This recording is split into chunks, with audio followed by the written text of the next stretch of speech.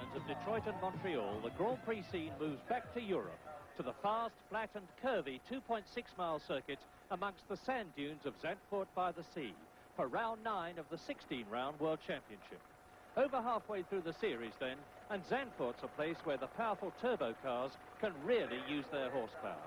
So it's no surprise that 6 of the fastest qualifiers in practice are turbos. Arnoux Renault in pole position yet again, 5 seconds faster than his own 1980 lap record, with a scorching lap at 130 miles an hour.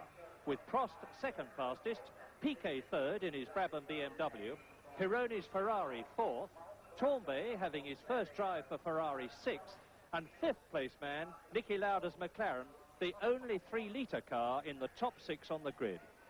With 8 races still to go, John Watson leads the World Championship by a comfortable 10 points, but only 9 points separate the next 6.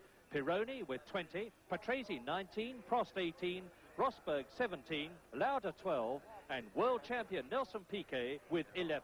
But, as ever, the question is, will the turbos last? Heute geht es also im Grand Prix Sport weiter nach der 3-wöchigen Pause seit den Übersee Grand Prix Rennen in Detroit und in Kanada. Heute also wieder ein Lauf in Europa. Großer Preis von Holland, ein klassisches Ereignis. Allerdings dieser große Preis von Holland ist sehr, sehr lange fraglich gewesen. Ursprünglich war er nämlich nicht auf der Liste der 16 Grand Prix Rennen für 1982. Aber durch die Absage des Rennens in Argentinien und durch den Boykott des Rennens von Imola hat die FOCA, also die Formel 1 Konstrukteursvereinigung, ein bisschen Geld verloren. Sie hat auf diesem Grund versucht, einen Grand Prix wieder ins Programm zurückzubringen. Man hat voriges Wochenende ursprünglich in Jarama fahren wollen, anlässlich der Fußball-Weltmeisterschaft. Dieser Plan ist aber misslungen und darum gibt es heute den 9. Lauf zur diesjährigen Weltmeisterschaft auf der Dünenrennstrecke von Zandvoort, ungefähr 25 bis 30 Kilometer von Amsterdam entfernt, am holländischen Nordseestrand. Sie können anhand dieser Bilder, die noch aus dem Training sind, erkennen, wie es hier ungefähr ausschaut. Die Strecke von Zandvoort liegt interessanterweise unterhalb des Meeresspiegels und zwar in den Dünen eingebettet. Hier haben Sie ein paar Eindrücke aus dem Training. Das sind zum Beispiel die Zeitnahmemaschinen. Es ist ja nicht nur längst so, dass sämtliche Teams schon ihre eigene Boxenzeitnahme haben, um jederzeit in jeder Trainingsphase zu wissen, wie schnell die eigenen Autos sind und wie schnell die Autos der Konkurrenz, sondern man macht natürlich auch speziell auf einer so langen Start-Zielgeraden wie hier in Zandvoort die Höchstgeschwindigkeitsmessungen und da haben alle Teams ihre Messungen durchgeführt. Schnellst auf der Geraden war übrigens nicht dieser Matra 12-Zylinder von Jacques Lafitte, sondern war der Ferrari von Patrick Tambay mit 321 Kilometern pro Stunde. 321, also die absolute Höchstgeschwindigkeit, die hier gemessen wurde. Hier hatten Sie ganz kurz im Bild Armando Cuoghi, den langjährigen Mechaniker von Niki Lauda, der jetzt natürlich bei Alfa Romeo arbeitet. Das sind die Arbeiten im Team von Ligier Talbot. Hier hat sich überraschenderweise Eddie Cheever, der Zweite vom Grand Prix in Detroit, nicht qualifizieren können. Einziger Fahrer dieses Teams, also heute der Franzose Jacques Lafitte. Vielleicht erinnern Sie sich, Lafitte hatte hier voriges Jahr eine Kollision mit Carlos Reutemann beim Anbremsen der berühmten Kurve von Zandvoort, der Tarzan-Kurve. Es war eine Kollision, die im Rückspiegel betrachtet beiden Fahrern damals möglicherweise den Weltmeistertitel gekostet hat. Das ist der Holländer Jan Lammers, rechtzeitig fit geworden wieder für seinen Heimat Grand Prix. Lammers hatte sich ja in Detroit beim Training den rechten Daumen gebrochen. Und das ist Bruno Giacomelli und das ist der Wagen seines Teamkollegen Andrea De Cesaris. Giacomelli hat heuer noch keine Punkte in der Weltmeisterschaft und jetzt sind wir nach diesen Trainingsbildern sozusagen live dabei. Ungefähr 11 Minuten noch bis zum Start des Grand Prix von Holland. Sie sehen die Nordsee ein bisschen aufgewühlt. Das Wetter hat sich hier in den letzten Tagen mehrmals verändert. Am Freitag Regen nach 40 Minuten des Trainings. Gestern unerwartet heiß und aus diesem Grund, weil die Strecke um ungefähr 1,5 bis 2 Sekunden langsamer war, waren auch die Trainingszeiten deutlich schlechter als am Tag davor. Die Startaufstellung war eigentlich schon aufgrund des Donnerstagtrainings gegeben. Naja, und dann hat es heute Nacht noch einen neuerlichen Wettersturz gegeben. Es wurde empfindlich kalt und einige Fahrer, unter anderem auch der Sieger des Canada Grand Prix, Nelson Piquet, haben zugegeben, dass sie sehr, sehr schlecht geschlafen hätten vor diesem heutigen Rennen. Sie sehen auch, es gibt keine Urlaub- oder Feriengäste am Strand, obwohl es das erste große Ferienwochenende hier in Zandvoort ist.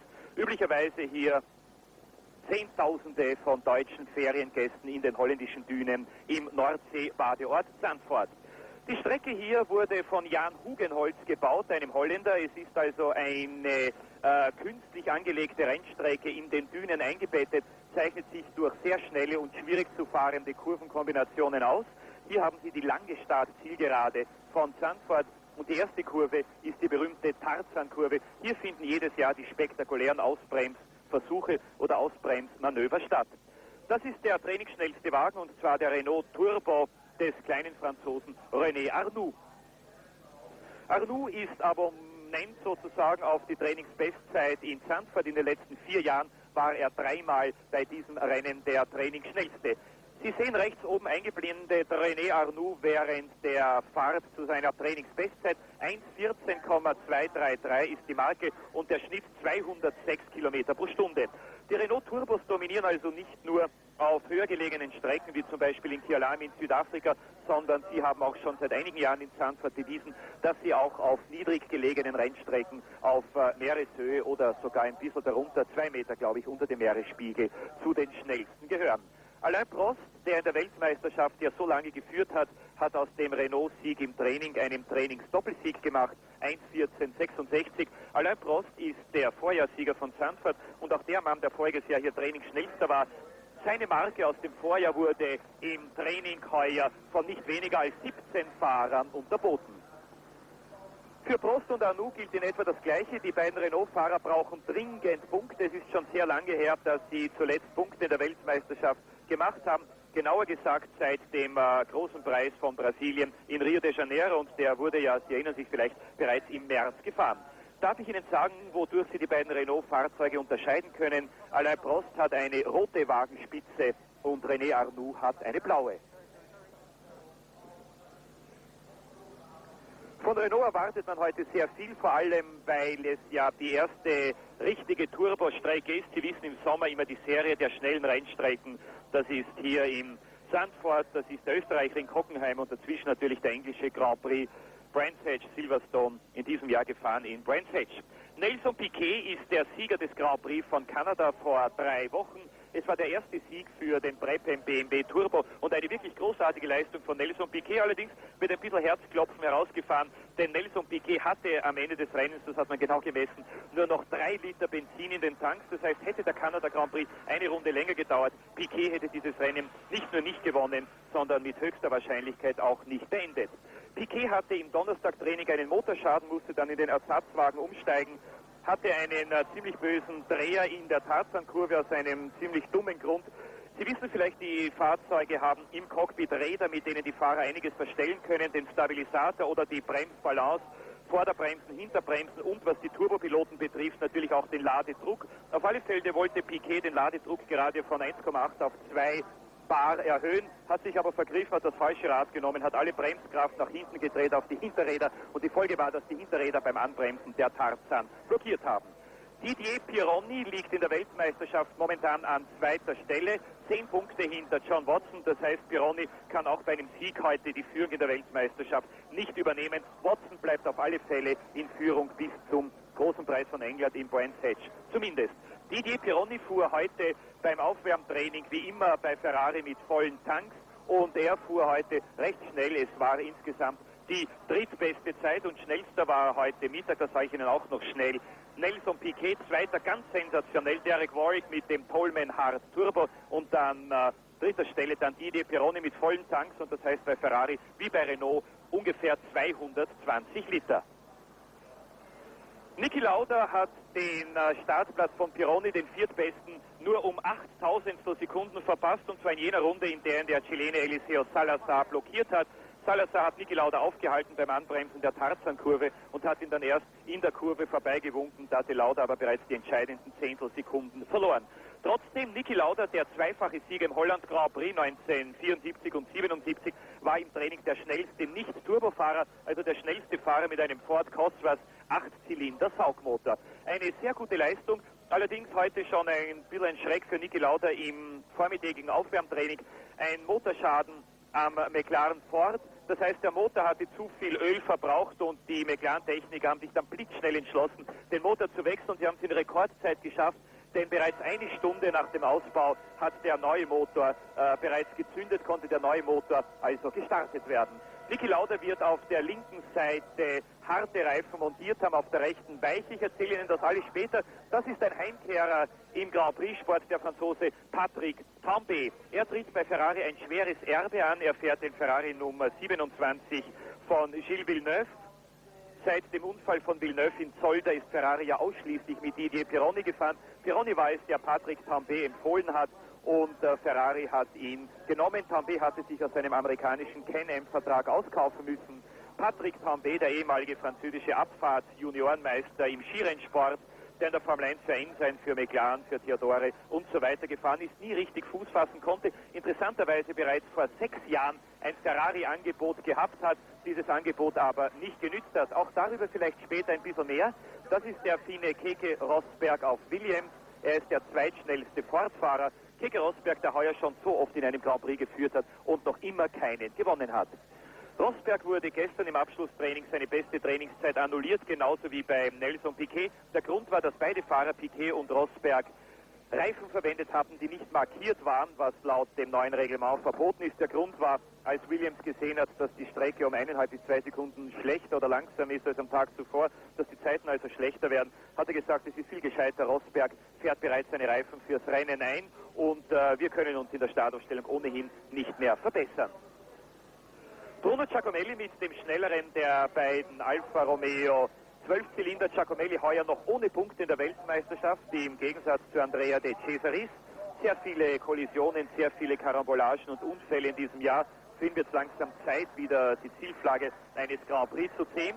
Dass die Alpha-Fahrer und die Alpha-Wagen überhaupt hier sind, ist ein kleines Wunder.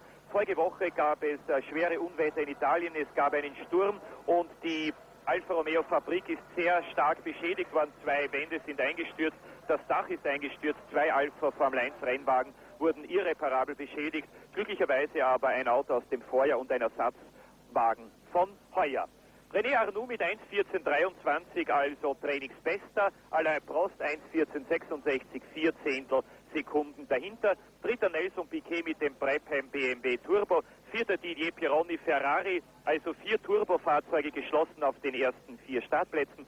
Dann kommt Niki Lauda mit dem McLaren, der schnellste Fahrer mit einem Saugmotor, gefolgt von Patrick Tambay, wieder einem Turbo und dann Keke Rosberg mit dem neuen Williams FW für Frank Williams 08. Die beiden Alpha-Fahrer Bruno Giacomelli diesmal vor Andrea De Cesaris, der sich auf Stadtkursen üblicherweise wesentlich wohler fühlt als auf Rennstrecken wie in Zandvoort. Riccardo Patrese fährt wieder den Prêmio BMW Turbo zum ersten Mal seit Kyalami, nachdem er ja in Monte Carlo mit dem Prêmio Ford gewonnen hat. John Watson mit dem McLaren langsam als Niki Lauda, das Trainingsduell Österreich-Nordirland 3:2 für Lauda gegen Watson. Daly auf Williams, dann die Überraschung im Training, Derek Warwick mit dem Tolman Hard Turbo, der zweitschnellste vom heutigen Aufwärmtraining. Michele Alboreto, Tyrrell in den letzten Rennen ein bisschen zurückgefallen, 4-mal hintereinander nicht im Ziel gewesen. Der Angelis auf Lotus war hier in der Testwoche am schnellsten und auch im Freitag-Frühtraining der schnellste. Die beiden Aeros-Fahrer Baldi diesmal vor Marc Surer. Der Grund war, dass Baldi einmal unabsichtlich im Training seinen Schweizer Teamkollegen blockiert hat. Winkelhock mit dem ATS im guten Mittelfeld. Serra auf Fittipaldi mit dem alten Fittipaldi. Der neue Wagen kommt in Brands Hatch. Der zweite Tyrrell-Fahrer Brian Henton. Jacques Lafitte, der Niki Lauda hier vor 5 Jahren ein großartiges Duell geliefert hat, in der Startaufstellung sehr weit zurückgerutscht. Dann Bösel mit dem March, schneller als sein Teamkollege Jochen Maas. Und dazwischen Jean-Pierre Jarier mit dem Osella. Das ist jenes Team, das durch die Fahrertragödie von Kanada, durch diesen tödlichen Unfall Riccardo Palettis, sehr schwer getroffen wurde. Salazar mit dem ATS und an der letzten Stelle Jan Lammers mit dem Theodore nach dem gebrochenen Daumen von Detroit. Lammers hat Fleißaufgaben an diesem Wochenende gemacht. Er flog gestern unmittelbar nach dem Training nach England, nach Donington, um sich für ein Renault 5 Cup-Rennen zu qualifizieren. Flog dann mit einer speziellen Hubschrauber-Autostafette nach Zandvoort, um hier den Grand Prix zu fahren und fliegt heute gleich nach dem Rennen wieder zurück nach Holland, von Holland nach England, um morgen in Donington das R5-Rennen zu fahren. Schauen wir uns jetzt den Kurs von Zandvoort an. 4,2 Kilometer ist der lang. Bremspunkt für die Tarzan-Kurve, in der sich, wie gesagt, Nelson Piquet gedreht hat vorgestern. Knapp 100 Meter. Nach der Tarzan-Kurve die Gerlach-Kurve und dann die Hugenholz-Kurve. Hugenholzkurve ist die langsame Kurve, eine Spitzkehre, die im zweiten Gang gefahren wird, hinter den Boxen. Und dann geht es hinauf Richtung Hunterruck, Richtung Rob-Slotemaker-Kurve. Rob Slotemaker ist der Besitzer der Schleuderschule von Zandvoort gewesen. In dieser Schule hat er echten Schleuderunterricht gegeben. Jan Lammers war einer seiner gelehrigsten Schüler. Jan Lammers ist hier bereits als 12-Jähriger in Rennfahrzeugen gesessen. Das ist die Rob-Slotemaker-Kurve. Dann Skyflag, die sehr schnelle Rechtskurve. Dann gibt es eine der beiden Schikanen. Dann den Osttunnel. Diese Kurve wird im vierten Gang vollgenommen. Leichte Rechtskrümmung. Dann die Panoramakurve, eigentlich wieder eine Schikane, die im zweiten Gang genommen wird. Unmittelbar danach wieder Beschleunigung. Dritten Gang. Jetzt im Bild, Sie sehen die Blinklichter auf der Streckenskizze eingeblendet. Panoramakurve, eine Rechts-Links-Schikane. Und am Post-Uit, das ist die Zielkurve. Hier kommt es besonders darauf an, im vierten Gang die optimale Linie zu erreichen und wirklich mit idealer Drehzahl aus dieser Kurve herauszukommen. Denn wenn man nur ein paar hundert Umdrehungen verliert in dieser Zielkurve, dann zählt einem die Geschwindigkeit natürlich auf der Geraden. Auf der die Autos, wie gesagt, Spitzengeschwindigkeiten von 321 Kilometer pro Stunde erreichen. So schnell fuhr Patrick Tambay. Patrese wurde mit 317 gestoppt, Prost mit 309, De Cesaris 296, Piquet 295, Lafitte 294 und Niki Lauda mit 293 Kilometer pro Stunde. Niki Lauda will also, um ganz sicher zu gehen, and I remind you, in pole position, René Arnoux, the Frenchman, who has only scored 4 points in the World Championship so far. He's way down in 15th place. Behind him is Nelson Piquet. To the right of your picture, second on the grid is Alain Prost. Fourth behind Alain Prost is Didier Pironi. Behind Nelson Piquet is Niki Lauda. And behind then is Patrick Tambay. Now there's a drag down to Tarzan, which is a second gear corner, which they take at about 90 miles an hour. Watch for the green. The Dutch Grand Prix is on. Then are we going to get a clean start? All is well so far. It is Arnoux leading. It is Pironi coming up well. It's Prost going through. There's Patrick Tambay coming up into about fourth position. And it's the two Renaults away, and it looks like it's Alain Prost in the lead. Arnoux second, Pironi third, Tambay in fourth position. So it is Turbos first and second, third and fourth. Then it's Niki Lauda in fifth position. Bruno Giacomelli is sixth. John Watson is seventh. And Nelson Piquet is right down in eighth position. Well, it seemed a pretty slow start for the cars at the front, but they all got moving in the end, and the turbos held their position. See there, Pironi is nibbling very, very close behind the Renault there, chucking up. We see it really favours the power of the turbos now. These slow corners, followed by medium-length straights, where they can really get their acceleration going. Coming out, coming down to the second chicane, field all lined up. But when we get onto the main straights, where the fun goes, a little bit of outbraking there, but one of the Williams is just snipping through. So Arnoux is in second place behind Prost. Niki Lauda is starting to close up on Patrick Tambay. Don't forget, this is Patrick Tambay's first race in the Ferrari. He's in fourth position. It's Pironi now. 1 lap completed, 71 to go. Prost leads it to Tarzan. Second gear, there is Arnoux behind him. Didier Pironi, the Ferrari handling much better now. It has new front suspension. Well, Piquet pulled a lot of ground on the Ford engine cars as they went down the straight. There is Nelson Piquet. He made up about 4 places on sheer power muscle from that turbo engine down the straight. He made a poor start from his third place grid position, but as long as he can keep up around the corners, he's going to gobble up the rest of the normally aspirated cars, possibly on the next lap. Well, the man to watch at the moment is definitely Didier Pironi. It looks as though Alain Prost is making a bit of a break. clearing some track between himself and his teammate Arnoux, and Pironi now is trying to go through on the inside of Arnoux. Did he do it? Yes, he has. On lap 2, Didier Pironi in the Ferrari is up into second place ahead of René Arnoux. So Renault's first and third, Ferrari's second and fourth, because Patrick Tambay, although I didn't see him in the picture, will still be, I think, in fourth position. We'll check in a moment. Look at the gap. Yes, it is still, and Piquet is up into fifth position. Now, the men of the race at the moment, then, as they come through to complete lap 2, are definitely Pironi in second place and Piquet in fifth. So it's Prost leading, Pironi second, Arnoux third, then a long gap, and Piquet is pulling through and passing Tambay and up into fifth position. Fourth position, Tambay fifth. Niki Lauda is in sixth place. Behind Niki Lauda in seventh place is the distinctive Alfa Romeo Bruno Giacomelli. Then it's Watson. The first Williams is Keke Rosberg, the white and green car, and we are looking at Nelson Piquet in fourth place. Yes, very encouraging for the BMW engineers to see Piquet go right past Tambay's Ferrari, and Lauda is having a go at Tambay, and I think he's got through, but in fact Tambay will have the inside line of the next corner and more power, and sadly for Lauda, his power re-establishes him. This is a problem that Lauda's going to have. I'm sure he could go quicker. The usual problem, Tambay holding him up a bit round the corners. Is Lauda having a nibble? Yes, Lauda's doing down the inside. The camera, unfortunately, is on the wrong car, but Lauda can't make it. He's still bashing away, and of course Giacomelli is nibbling behind him, so it's the usual Ferrari chicane syndrome.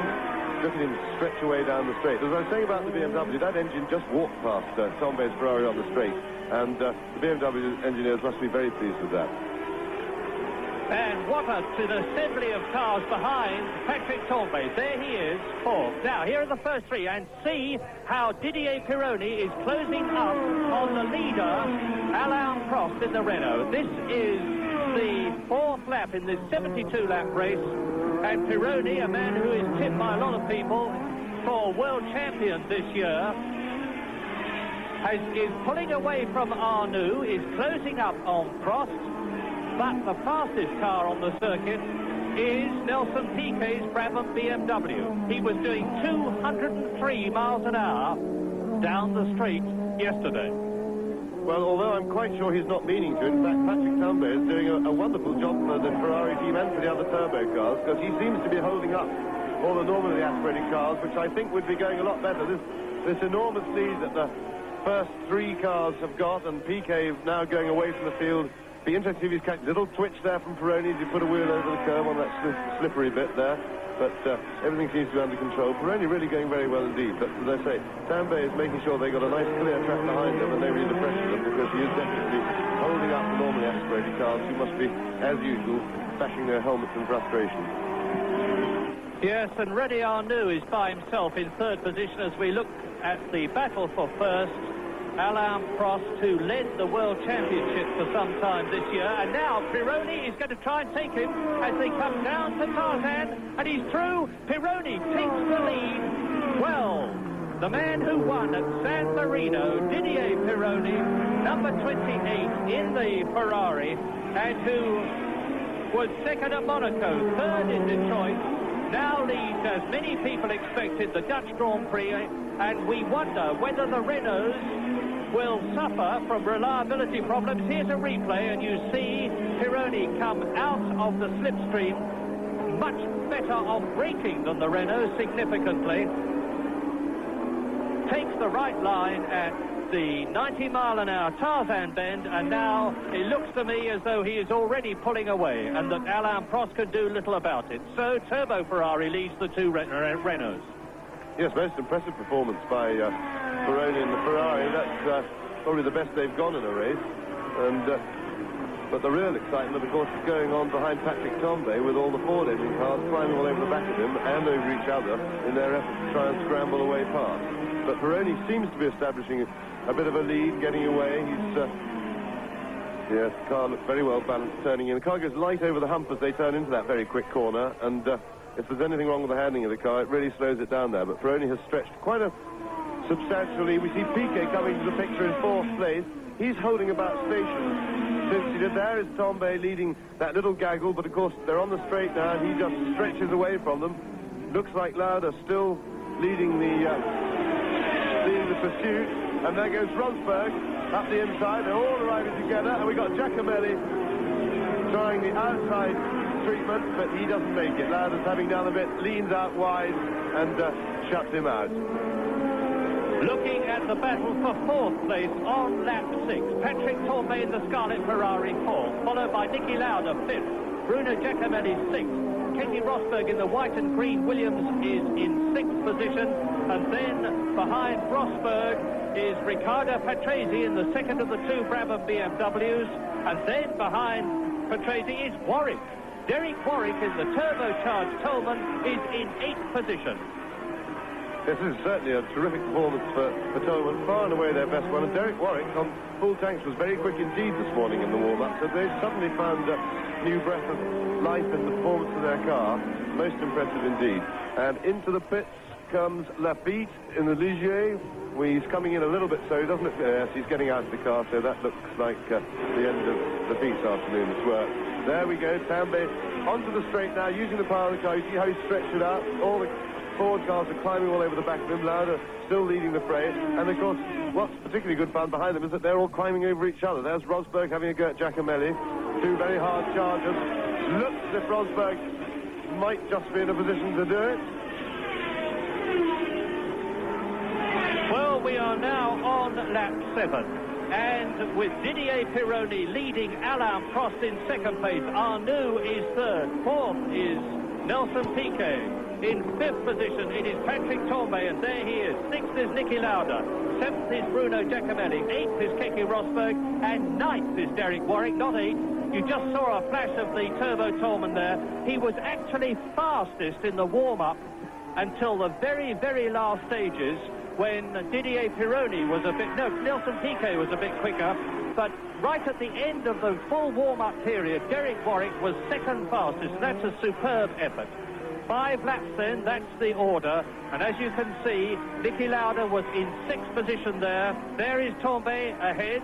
And again, Rosberg is trying to get past Giacomelli. He must be absolutely fuming in the cockpit there, because Giacomelli is doing nothing to help him get by. So, Tambay, number 27 in the Ferrari. Niki Lauda. Yes, Bruno Giacomelli has the ability to be extremely obstructive about being overtaken, and he's a bit of a weaver. Now there's a shot of the Lafitte's car just wiggling. Niki Lauda, and looks very well placed to pass. But Lauda, of course, being in the front, is able to stay in the Ferrari's slipstream, which will help his speed down the straight, whereas Rosberg's got clean air. So they're absolutely side by side. Rosberg has just nipped in front, looked very much on the limit under braking, but he's obviously in real charging mood. Rosberg's driving a very good and aggressive race. This then is the battle for 5th position.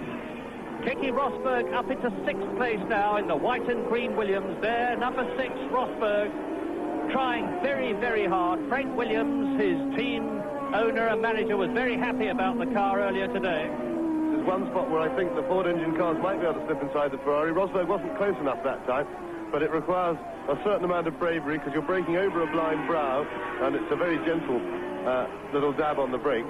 You have to be quite a brave man, you'd have to be very close, but I'm just trying to look from a driver's point of view of where on earth one is going to try and get past this all-powerful Ferrari.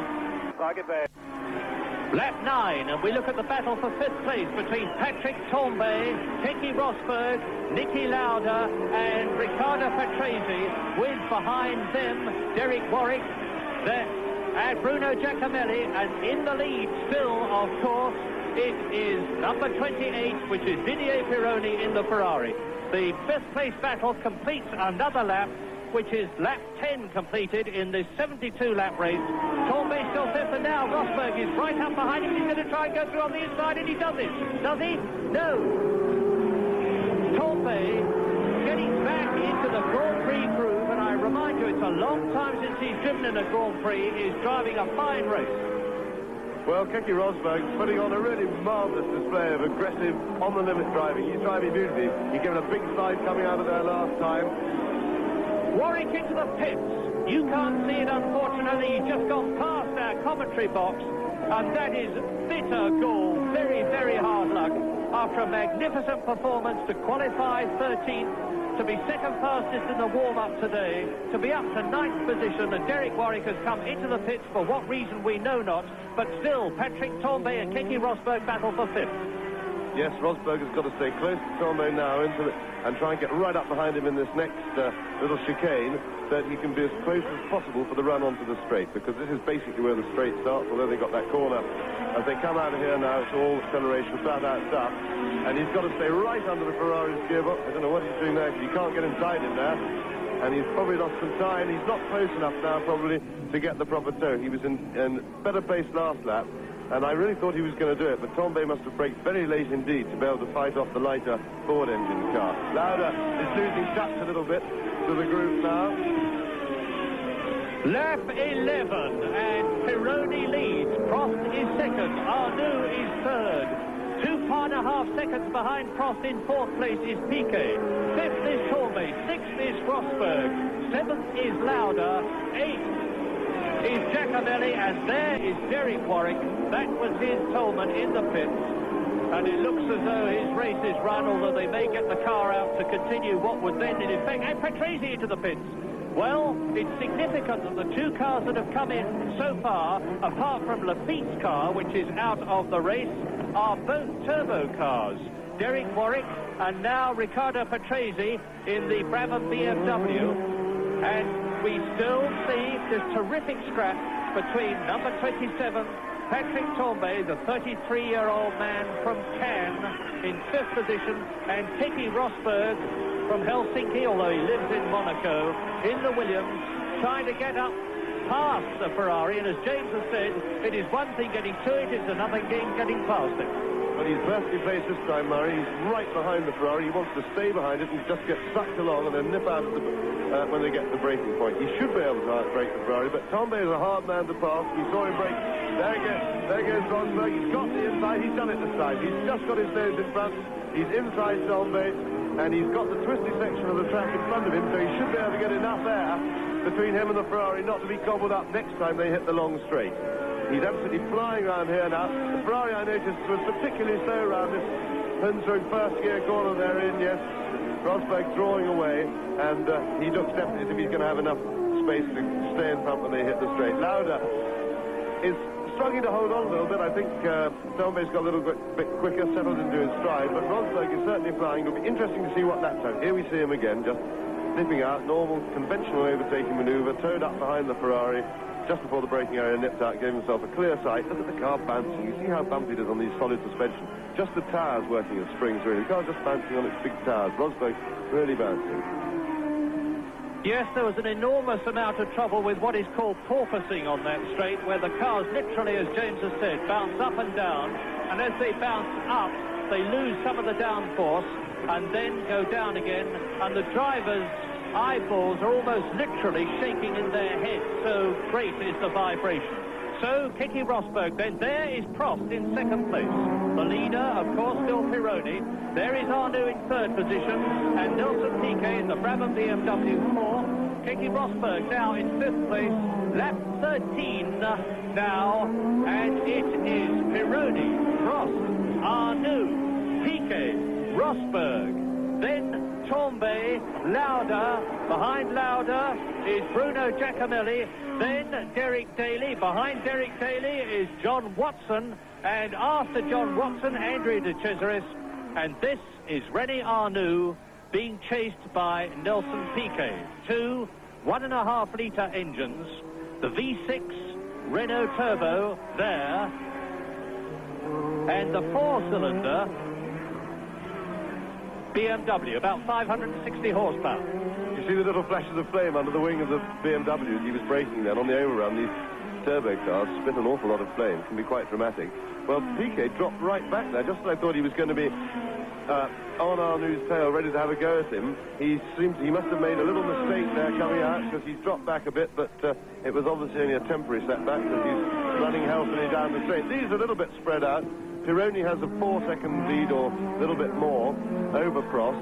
Not the excitement we're seeing behind, but Piquet is lining himself up to position himself for an overtaking shot, but as yet we haven't seen him really get into the groove. He's not quite close enough to have a go right now.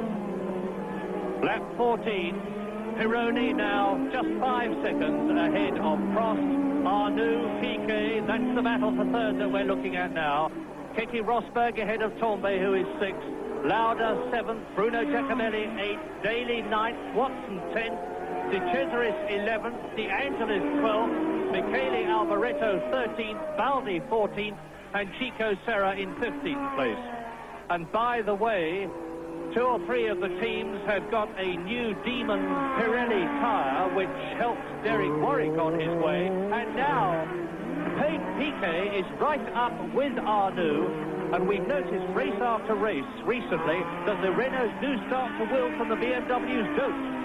Yes, I think Piquet may have a little problem with the turbo lag there. He seems to lose ground in the middle of that corner just when you'd be going onto the power, but he's close enough, and with the power he showed when he went past Tombe's car, he's beautifully placed, and as I say, it looks like he's got a straight line speed advantage, but he's got the wrong side of the corner, but he's through and clear, so he's okay. So that BMW is really putting out plenty of power. That's most impressive, that he's been able to get comfortably past both the Turbo Renault and the Turbo Ferrari. So Piquet up into 3rd place, comfortably done, but not looking very threatening to the 2 leaders who he's got something like 5 or more seconds to make up on Prost. Here we see it again getting the draft down the straight. He's in a hole in the air made very kindly for him by the Renault. Now he's out in clear air, but he's already going quicker than him. His momentum carries him clear.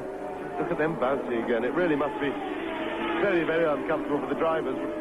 It's now over 3 years since I drove a Grand Prix car, and they were pretty uncomfortable then, but they have got an awful lot worse.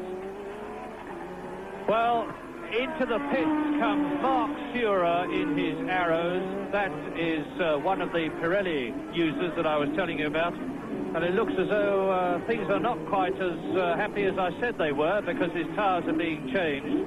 Whilst they are being changed, it gives me a chance to tell you that Nelson Piquet was consistently yesterday doing over 197 miles an hour down the straight.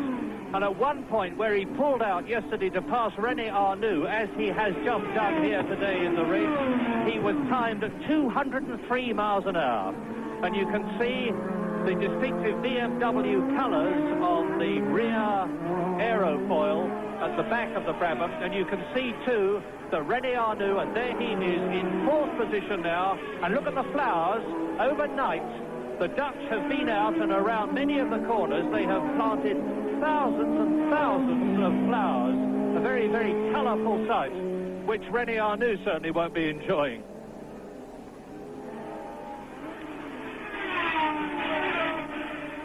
This is Nelson Piquet in 3rd position.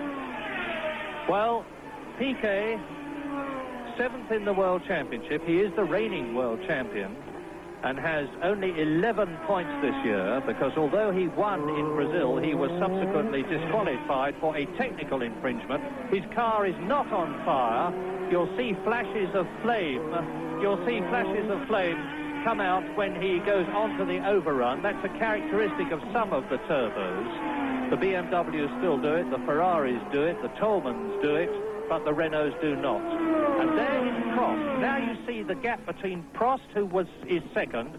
There is Nelson Piquet in 3rd position. And I'm going to put a stopwatch on the difference between Piquet, who is just going into the 2nd gear right-handed Tarzan corner, one of the few places that you can pass on this circuit. He's now into Gerlach, changes down into 2nd gear round Hugenholz, which for those people who are watching Channel 9 is where Alan Jones lost his lead a couple of years ago, at that exact point where Arnoux is now in 4th position. Now they go on to the Rob Slottermacher bend. It's 150 miles an hour here, round to Sky Black, 140 miles an hour. Some of the cars actually lose adhesion there, and you'll see a puff of smoke from the rear tyres as they bite again. Now down to the Marlborough chicane, 2nd gear, about 90 miles an hour through here. Accelerate away, and there is Jan Lammers, the Dutchman, who actually lives here at Zandvoort and just qualified for the race. And Riccardo Patrese, I see, is back in the race. So he has been into the pits and out. And we are now on lap 17 out of 72 as we look at, in the Theodore car, Dutchman Jan Lammers, who broke his thumb in the Detroit Grand Prix, had it pinned, a most gruesome sight, because he was showing me the metal pin sticking through the bone and out of his flesh, and it's now being removed, and he says he's suffering no pain. He certainly needs to suffer no pain, because this is a very demanding circuit under any circumstances. Das Team umfasst 12 bis 14 Angestellte. Die großen Werke wie Renault und Ferrari haben ja mittlerweile bereits an die 200 Mitarbeiter.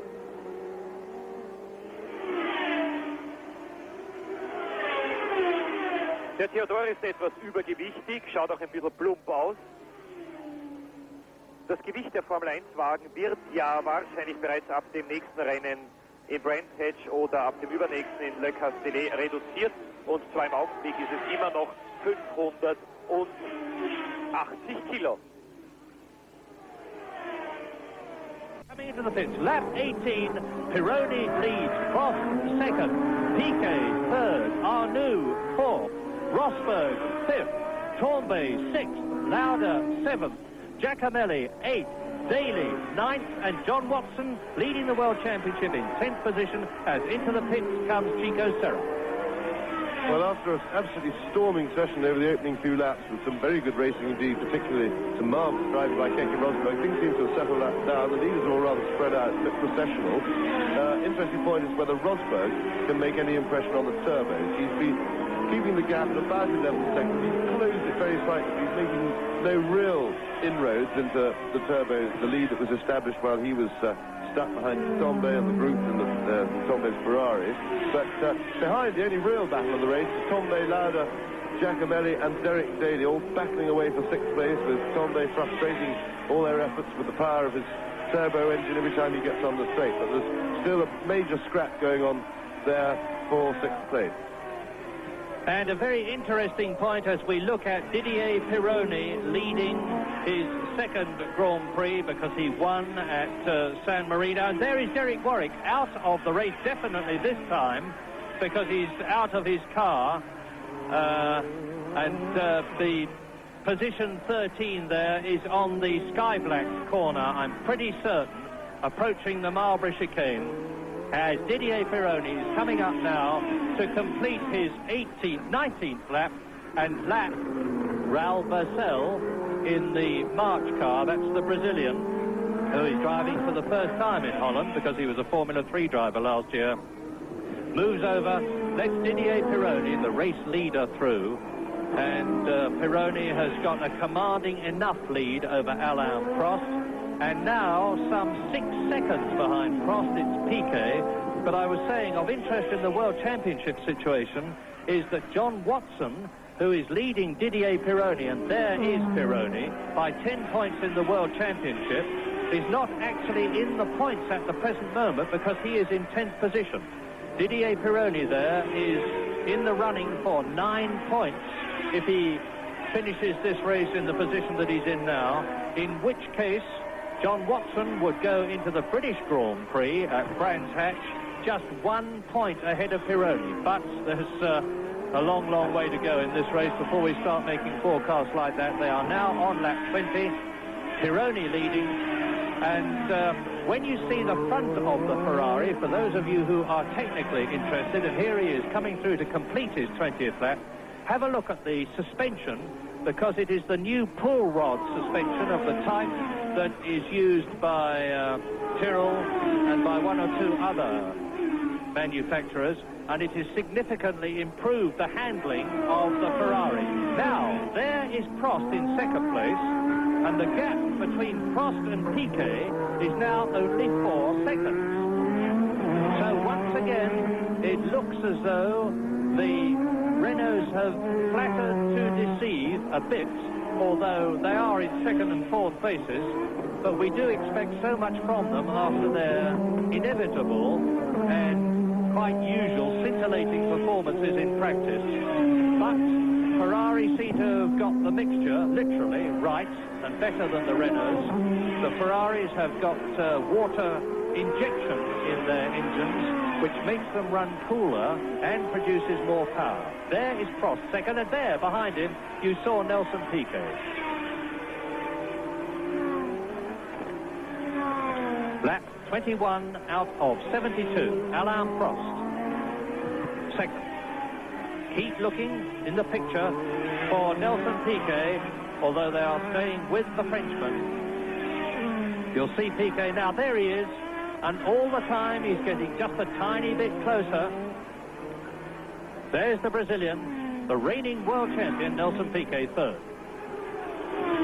Yes, the Renaults have really had what, for them, one has to describe as a dreadful season. They've shown the best form in qualifying. They've got the fastest chassis engine combination. Alan Prost has driven particularly well. He's a very, very mature driver, one of the very best in the business now, and they've broken down an awful lot, which after their whoops, and there's a wheel flying about. I can't see a car, so somebody has crashed there. There goes the thing. It looked like quite a bit, oh, it's a terrible big shot, and it looks like one of the Renaults. And the driver's moving around inside. It's René Arnoux, I'm almost certain. Yes, it's René Arnoux, and you can see that he's still in the cockpit. Yes, he's gone straight on at the end of the straight. Whether he lost his brakes, locked them up or anything, we just can't tell. And looking down, I can't see the end of the straight from our comfort position. See any big black marks on the road. There's the replay. It's Tarzan corner, and Arnoux, off comes the wheel, and Arnoux did exactly what Derek Daly did a couple of years ago, ploughed into the barrier at the end of the straight. Well, that wheel seems to be off before he hit anything, so it looks to me as if a wheel fell off the car, possibly and probably causing the accident. Couldn't see quite enough from that action replay to see he may just have hit something first and attached the wheel, but they're having a bit of a struggle to get him out. Actually, the front of the car is pretty flat, and he appeared to go in head-on. He's nearly mounted the barrier. You have to remember that the car is doing something like 190 miles an hour when he's coming into the braking area, so that's a very heavy shunt indeed. The sand in front of it, and that's Brian Henson and his Tyrrells doing a bit of mechanical work on the side of the track. And Arnoux doesn't look too well. I think he's got leg damage, but they are succeeding in getting him out. Well, poor René Arnoux, I have said time and time again, his helmet is off. He is obviously in considerable pain from the expression on his face. Thankfully, the medical facilities here at Zandvoort are absolutely first class. But René Arnoux has clearly done what Derek Daly did and what John Watson did. He has gone straight on at Tarzan, and his car ploughed into the tyre barrier, went over the Armco. You can see that the front of the Renault is considerably deformed. The driver's feet are, and here's a replay. Now watch, and you see the wheel is already off, as James has pointed out. Now you see the wheel come into the picture. So, as a surmise, it would appear that the Renault wheel came off and caused the accident rather than a driver error. Well, we can only guess that that is the case, but meantime, with Arnoux thankfully out of the car and being hastened away to the medical centre, Didier Pironi, there he is, ahead of Jan Lammers, is in the lead. Alain Prost is in second position. Nelson Piquet is in third position. Up to fourth place, of course, now comes Keke Rosberg as we look at the Renault astride the Armco at Tarzan. And we are now, by the way, on lap 24 out of 72. So, to recap, lap 24 out of 72, Didier Pironi leads with René Arnoux, who was in fourth position, crashed out of the race. In second position, Alain Prost in the sole remaining Renault. In third position, Nelson Piquet. And we're getting spots of rain on the glass of our commentary box. Not yet enough, I wouldn't have thought, to wet the track, but it's certainly spitting, and the clouds overhead are fairly high, but that will really throw the cat among the pigeons if we get enough spots. Somebody coming into the pit, so I couldn't see who it was. Well, he will be coming into our sight as Pironi now goes past one of the ATS cars, and the man coming into the pits was Jean-Pierre Jarier in the Osella, and Didier Pironi is on his way. Now, if it is going to rain, and the weather here at Zandvoort, which is literally within yards of the North Sea, is totally unpredictable. It's Eliseo Salazar, incidentally, in the ATS, who has been lapped by Didier Pironi. Salazar, who I unjustly accused of having failed to qualify in a race when I was talking in a previous Grand Prix about him, has in fact qualified for all of them, but has now been lapped by the flying Didier Pironi, who is a long way now ahead of Alain Prost on lap 25. Piquet third, Rosberg fourth. Up to fifth position comes Patrick Tambay in the second of the two Ferraris. Then Niki Lauda in sixth position. Giacomelli is seventh. Daly is eighth. Watson is in ninth position. De Angelis in the John Player Special is 10th. Then De Cesaris 11th. Michele Arboreto 12th. Früh an, und zwar hat Lafitte gesagt, ich möchte die Gewissheit haben, wenn irgendetwas am Auto bricht, wenn ich in dieser Kurve stürze, dass ich möglichst viel Auslauf habe und möglichst nicht direkt gegen diesen Wall, diesen Schutzwall aus Gummireifen und prall. Und auch auf dieser Geraden verändern die Fahrer immer wieder ihre Linie. Sie sehen diese Zickzack-Bewegung, hier immer noch der ausgeschiedene Tyrrell von Brian Henton. Diese Bewegungen sind nicht deshalb oder nicht immer deshalb, um einen Gegner aus dem Windschatten zu schütteln, sondern die Fahrer versuchen sozusagen, wir haben das gesehen bei Alain Prost, zwischen den Bodenwellen eine Ideallinie zu finden. Sicherlich ist Alain Prost jetzt etwas beunruhigt gewesen durch den Blick auf den ausgeschiedenen Wagen seines Teamkollegen René Arnoux, weil Prost ja nicht wissen kann, was an diesem Auto passiert ist, ob irgendetwas gebrochen ist, was wir alle vermuten, seit wir dieses Rad wegfliegen gesehen haben. Das ist ein psychologisches Problem natürlich auch, mit dem der Fahrer jetzt fertig werden muss. Ich kann mich erinnern, Lafitte hatte vor 2 Jahren hier, als er in Führung lag, und nachdem er das Wrack des Tyrrell-Fahrers Derek Daly in dieser Kurve gesehen hat, einen solchen Schreck erlitten, dass er künftig bis ans Ende des Rennens eigentlich in jeder Runde 2 Sekunden langsamer fuhr als zuvor. Und das war auch der Grund, warum Lafitte dann kurz vor Ende des Rennens überholt wurde und den Grand Prix von Holland verloren hat. Immer noch der verunglückte Renault Turbo von René Arnoux. Prost Renault. And Prost is now, according to that caption, just about 2.8 seconds ahead of Piquet. Now there's the gap, you can see it for yourself. They're just going past us. I'll give you the exact gap as far as time is concerned, and it is 2.7 seconds. Nelson Piquet here, the world champion, 7th in the World Championship at the moment with 11 points, having been disqualified after his Brazil victory, 5th in Belgium. Then he failed to start in San Marino because of the political problems, and he didn't finish in South Africa or Long Beach or Monaco. But he won at Canada, and this is the first race after Canada, and the BMW, the German BMW technicians have really been working on this 4-cylinder car with its very specialized electronic injection system, and it's now producing a reliable 580 brake horsepower, and Nelson Piquet is making full use of them. He's gaining on Alain Prost. And watch how steadily this Gordon Murray designed car rides. It is very noticeable that on the long straight from Boswheat and Hutzarenflak down to Tarzan, the Brabham doesn't porpoise at all, it just rides on the tyres. Now, there is Prost in the background.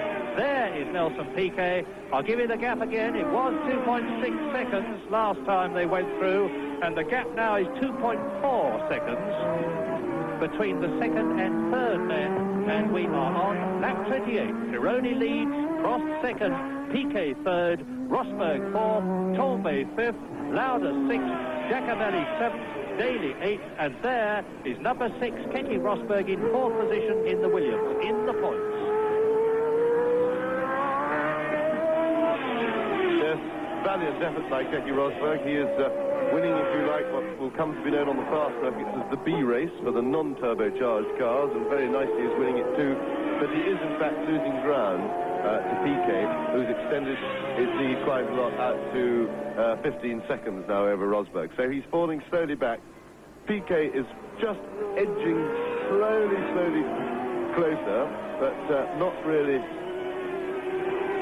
making much impression. But at least we're going to have some action there when Piquet can finally get right onto the tail of Prost Renault. There is Rosberg going very steadily now. He's got a small lead over Patrick Tambay. Well, small lead, he's got about 10 seconds. He's well clear of that. And then, of course, Tambay is following up behind with his little tail of Ford engine cars, still scrambling away and still making no impression. There is the battle. There is Tambay. There is Lauda right behind him. Giacomelli still behind Lauda. And Derek Daly, I think you'll find, has come up to join that group. You'll see in the background. And Watson is up onto the back of it, I think, as well. No? And meantime, as we look at Tambay in 5th position with Lauda and Giacomelli behind him, I can tell you that Nelson Piquet has carved a great lump out of the lead that Alain Prost has over him. It is down now to 1.5 seconds. So this is the battle for 5th on lap 29. Tambay in 5th place, number 8, Niki Lauda in the Marlboro McLaren in 6th position. Then that small gap, and behind Niki Lauda is Bruno Giacomelli, and into the pits come Elio De Angelis, who was well down the running, indeed below 15th position. And yes, there's the battle. John Watson now is coming up well. He's in 9th place, but this is the battle for 5th again. Tambay in the Ferrari, his first drive.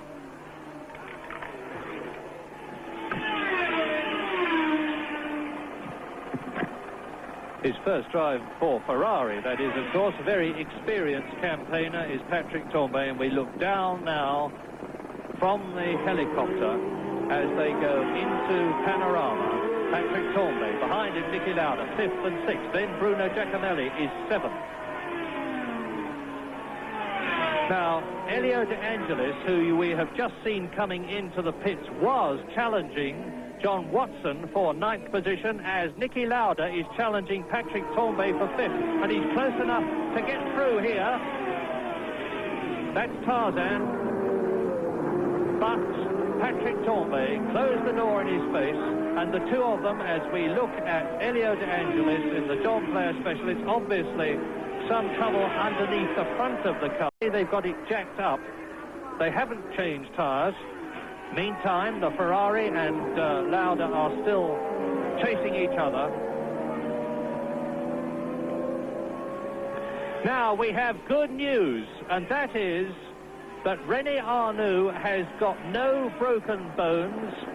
We have got this news from the Renault pit, and after crashing out of the race at over 190 miles an hour when his wheel came off, René Arnoux is apparently okay, and very, very good news indeed. Yes, that's marvellous news. On the rather scrambled picture we had of a replay of that accident, it appeared to me, I don't know whether you saw that, Mike, that two wheels had come off the car and the whole of his left side. He appeared to have lost his left front and rear, and it couldn't have been contact with another car because he was all on his own at the time, unless he was lapping a back marker that we didn't spot. And look at that. Nelson Piquet is ahead of Alain Prost as we rejoin. We've been watching this and wondering when the pictures were going to come back to this battle, and now there is the excitement on lap 31 out of 72, coming up to the half distance. Nelson Piquet, the brilliant 29-year-old Brazilian from Brasilia, who lives in Monaco, and this is his 56th Grand Prix, has fought his way up through the field and has now displaced Alain Prost, moved up into 2nd position. There is the Frenchman in the Renault in the background, and so Prost is now 3rd. Rosberg is now in 4th position, and there's a considerable gap, of course, between Prost and Rosberg. I'm doing some quick mental arithmetic while I talk to you. It's about 16 seconds, but I wonder whether Nelson Piquet, who is driving absolutely magnificently, there's the flash of the turbo flame coming out of the turbo exit as he backs off, with Alain Prost now behind him. Nelson Piquet, who has driven in his career for Ensign, for McLaren, for Brabham, has 6 pole positions, 3 second places. He's won 7 Grand Prix, and he's now up to 2nd place in the Dutch Grand Prix of 1982. in which, by the way, he finished in second place last year to Alain Prost. So he's got his revenge over the Frenchman because he's got ahead of him in 1982. Well, lap 32 we are on now. Pironi leads there, Piquet second, Prost and Rosberg third and fourth, with the second Ferrari of Patrick Tambay ahead of Niki Lauda, and therefore there are two 3-litre cars in the top 6. They are, of course, those of Keke Rosberg, who is in 4th place, and Niki Lauda, who is in 6th position. Chased by 7th, Bruno Giacomelli, 8th, Derek Daly, and in 9th position, John Watson. That's Raoul Vassell, and there is Nelson Piquet, 2nd, Tarzan.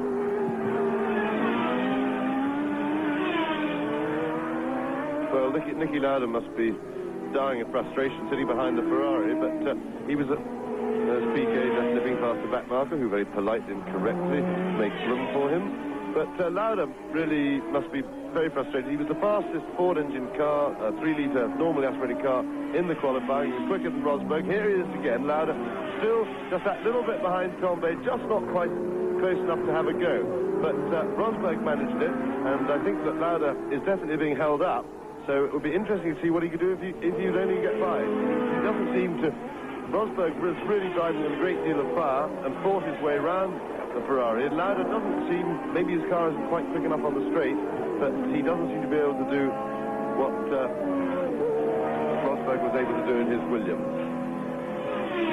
Well, and British enthusiasts ought to stand up and cheer who saw that caption.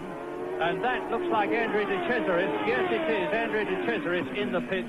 But that caption said that the fastest lap of the race so far was put up by Derek Warwick, 1 minute 19.8, which is just outside René Arnoux' 1980 lap record. And that will really and justifiably get the tails of the Tolman team right up. Rory Byrne and John Gentry are back in England, putting the final touches to the new car, which is going to be announced on August the 15th. And the way the Brian Hart Tolman motor is going, that's a Renault going very slowly indeed. It's Prost. Prost coming into the pits. It has happened again. Arnoux has gone out through no fault of his, I think. But Alain Prost is coming into the pits. So once again, and this is getting far too frequent, we think, the Renaults have done magnificently in practice, only to fail in the race. Yes, they're having a terrible season, as I was saying earlier, Murray, and they really have to examine their own house and put this in order, because this can't just be bad luck with the cars constantly breaking down. The team has been in a certain amount of organisational disarray earlier in the year, and in what should really be their year, with the performance of their cars, they have been absolutely dominant in the qualifying. They really should have been getting some better results than this. Very, very disappointing. And one has to, I think, really examine the management and the operation of the Renault team to see what the trouble is. Because the cars are breaking down. They've had misfires here and little things that really shouldn't go wrong, especially in a top team. There's Pironi, just going on his steady way, leading the race very comfortably.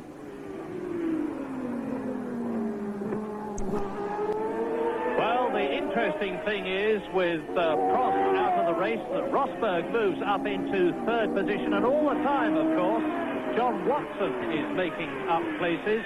He is now in 9th position.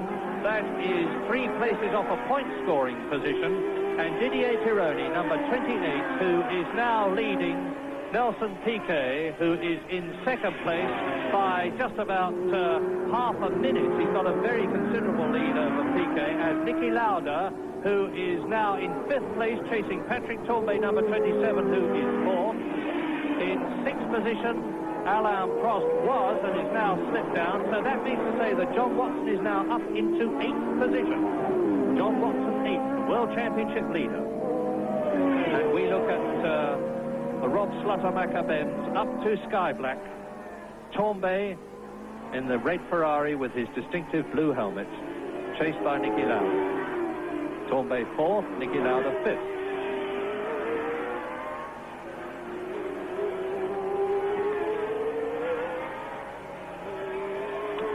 Well, it would seem at this stage of the race, because we are now at the half-distance point, 36 laps, which is the half-distance lap in this 72-lap race, that Pironi has simply to keep going in order to win, because he has a very considerable lead over Nelson Piquet, and brilliant as the Brazilian is, there is no way I can see him being able to reduce the gap between himself and Pironi unless Pironi has trouble. And now Lauda is going to try and go through and take Patrick Tambay, who is fourth.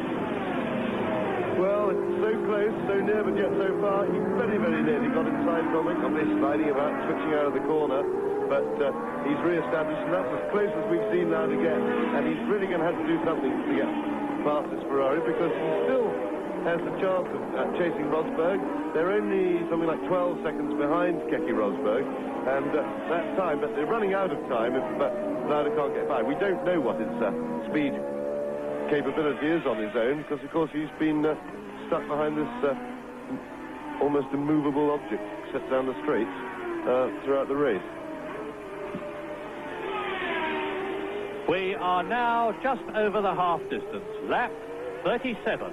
Pironi leads, and you can see the gap between himself and Piquet second, Rosberg third, Tambay fourth, Lauda fifth, Giacomelli is in sixth place, Derek Daly is seventh. In eighth position, it is Michele Alboreto. In ninth place, John Watson. So Alboreto and Watson are now very close. John Watson is starting a charge behind this lot, and there is Elio De Angelis bouncing his way down the straight, having rejoined the race into Tarzan ahead of Jan Lammers, who is in 13th place, the Dutchman, number 33, in the Theodore car. Still recovering from his broken thumb, but he has qualified in his home Grand Prix. He is the hero of Holland, and rightly so. Bruno Giacomelli, who's still shadowing that Tambay-Lauda battle, dropped back a little bit, and it sounds to me like he's got a broken exhaust pipe. His engine sounds very rough, but it can't be that rough, because he's still holding off Derek Daly, who's stuck behind him, and he's keeping pretty close to the battle in front. It doesn't knock a lot of power off, it doesn't half make the engine sound horrible, but he's been like that for a few laps now, so he seems to be settled into his new funny noise without any problems. Well, whilst we go round Zandvoort with the Elio De Angelis versus Jan Lammers battle on the course, there is Nelson Piquet in second position. He has now completed 37 laps, and he chases unavailingly at the moment Didier Pironi in the Ferrari, who seems to be on his way to his second Grand Prix win of 1982.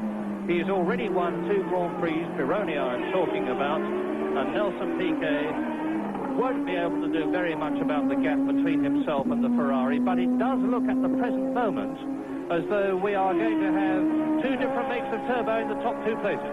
Well, we can't see it on the screen, but Lauda was definitely inside Bright, and there he is through. I saw him as they went past the pit. He was closer than ever before.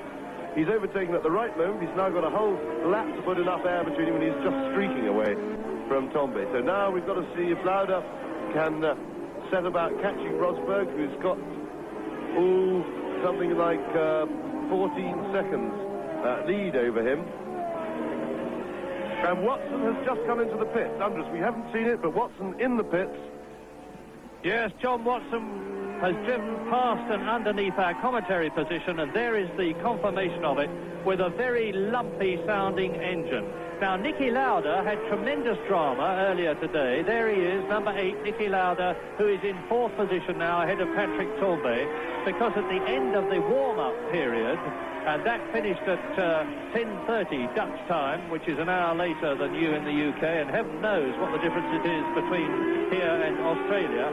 But Niki Lauda came in at the end of the warm-up period with a distinctly rough engine. The race was starting. Here's the replay of Lauda getting past Tambay, who looks over his shoulder despairingly, can do nothing about it. Lauda passed at the traditional place at the Zandvoort circuit, the end of the straight and Tarzan corner, and I still haven't finished telling you that Lauda's engine was changed between the end of the warm-up period and the beginning of the race, and there is John Watson, obviously back in the race. So, and he's just ahead of his teammate Niki Lauda. He moves over, lets the Austrian through, because he knows, of course, that Niki is in with a chance of some excellent points, because he's on his way to 3 points, Niki Lauda, if he can maintain his 4th position at the present moment in the World Championship. Well, the way he streaked away from Tombe once past, and they look at that lead now, Tombe is almost out of the picture. We just caught a glimpse of the way he streaked away from him. He should, I would think, be going to catch Rosberg. So we've got a potential scrap for the leaders of the B race, Lauda and Rosberg. Rosberg has quite a substantial lead of over 15 seconds on Lauda at the moment. We'll get the watch on it and see how it's going. But he's really going quickly at the moment, Niki.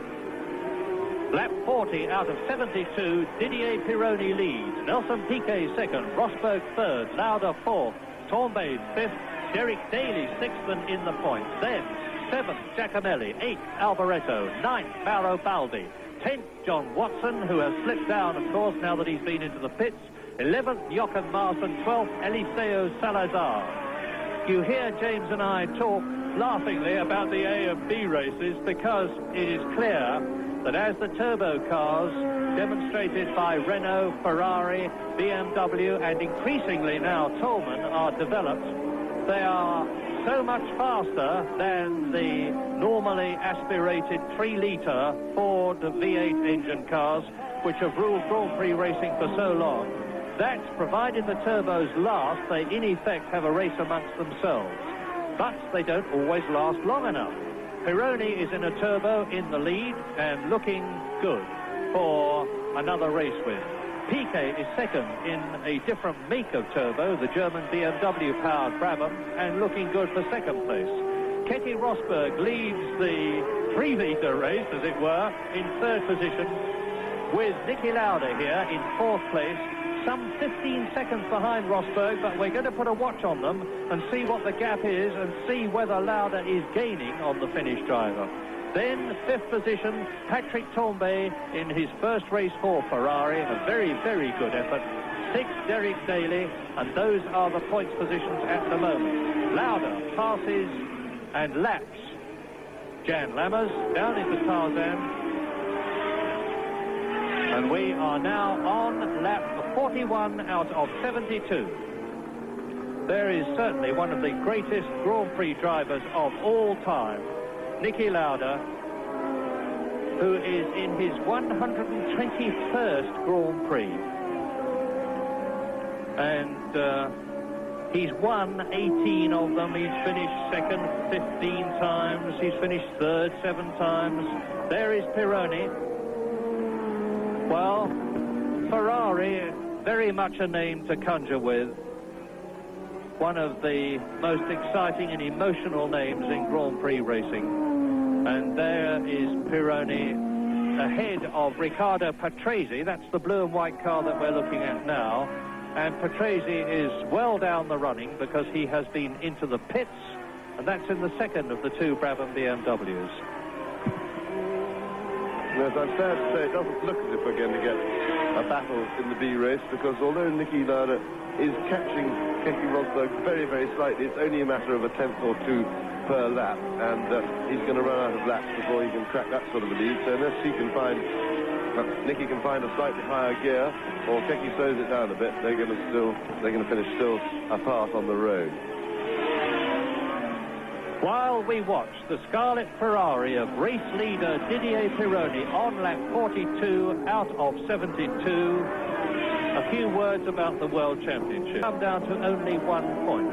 Riccardo Patrese, who is 3rd in the World Championship at the present moment, is not by a long, long way in the points. Alain Prost, who is in 4th position in the World Championship, seems to be out of the race. Keke Rosberg, however, who is in 5th position in the World Championship with 17 points, is likely to move up into 3rd position in the World Championship, provided he keeps going where he is now, which is in 3rd position. And Niki Lauda, who is 6th, will improve his position too.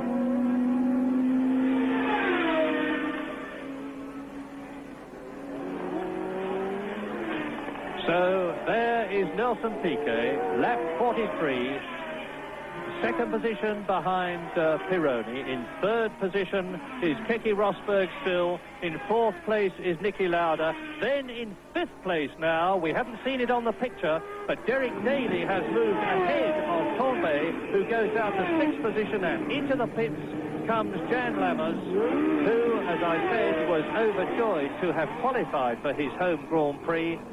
And look at that near side front tyre. Look how blistered it is. The left side front tyre here in Holland and Zandvoort takes a terrific pounding. Yes, that's absolutely right. It's depending on how the car's set up, it's either the front or rear outside tyre, and that's blistered through pure overheating, which could be indicative that other people may be in tyre trouble, and we tend to see it in the second half of the race that the tyres are warm a lot. But it seems strange that he blistered the tyre so late in the race, because they get hotter. There's Rosberg in pretty clear third place, no trouble at all, cruising along. Lauda not appearing to be a threat behind him, and doesn't look any chance really of catching Piquet ahead, unless, of course, one of the two leading cars runs into trouble. But it's strange to blister a tyre so late in the race, because they build up more heat when they got more rubber on. Look at that lovely slide. Rosberg really throwing the car about. Joy to watch. He really enjoys his driving. Very much the Finnish style. They're brought up on stern ice, so they can drive cars backwards and still be under control. They're used to sliding all over the place.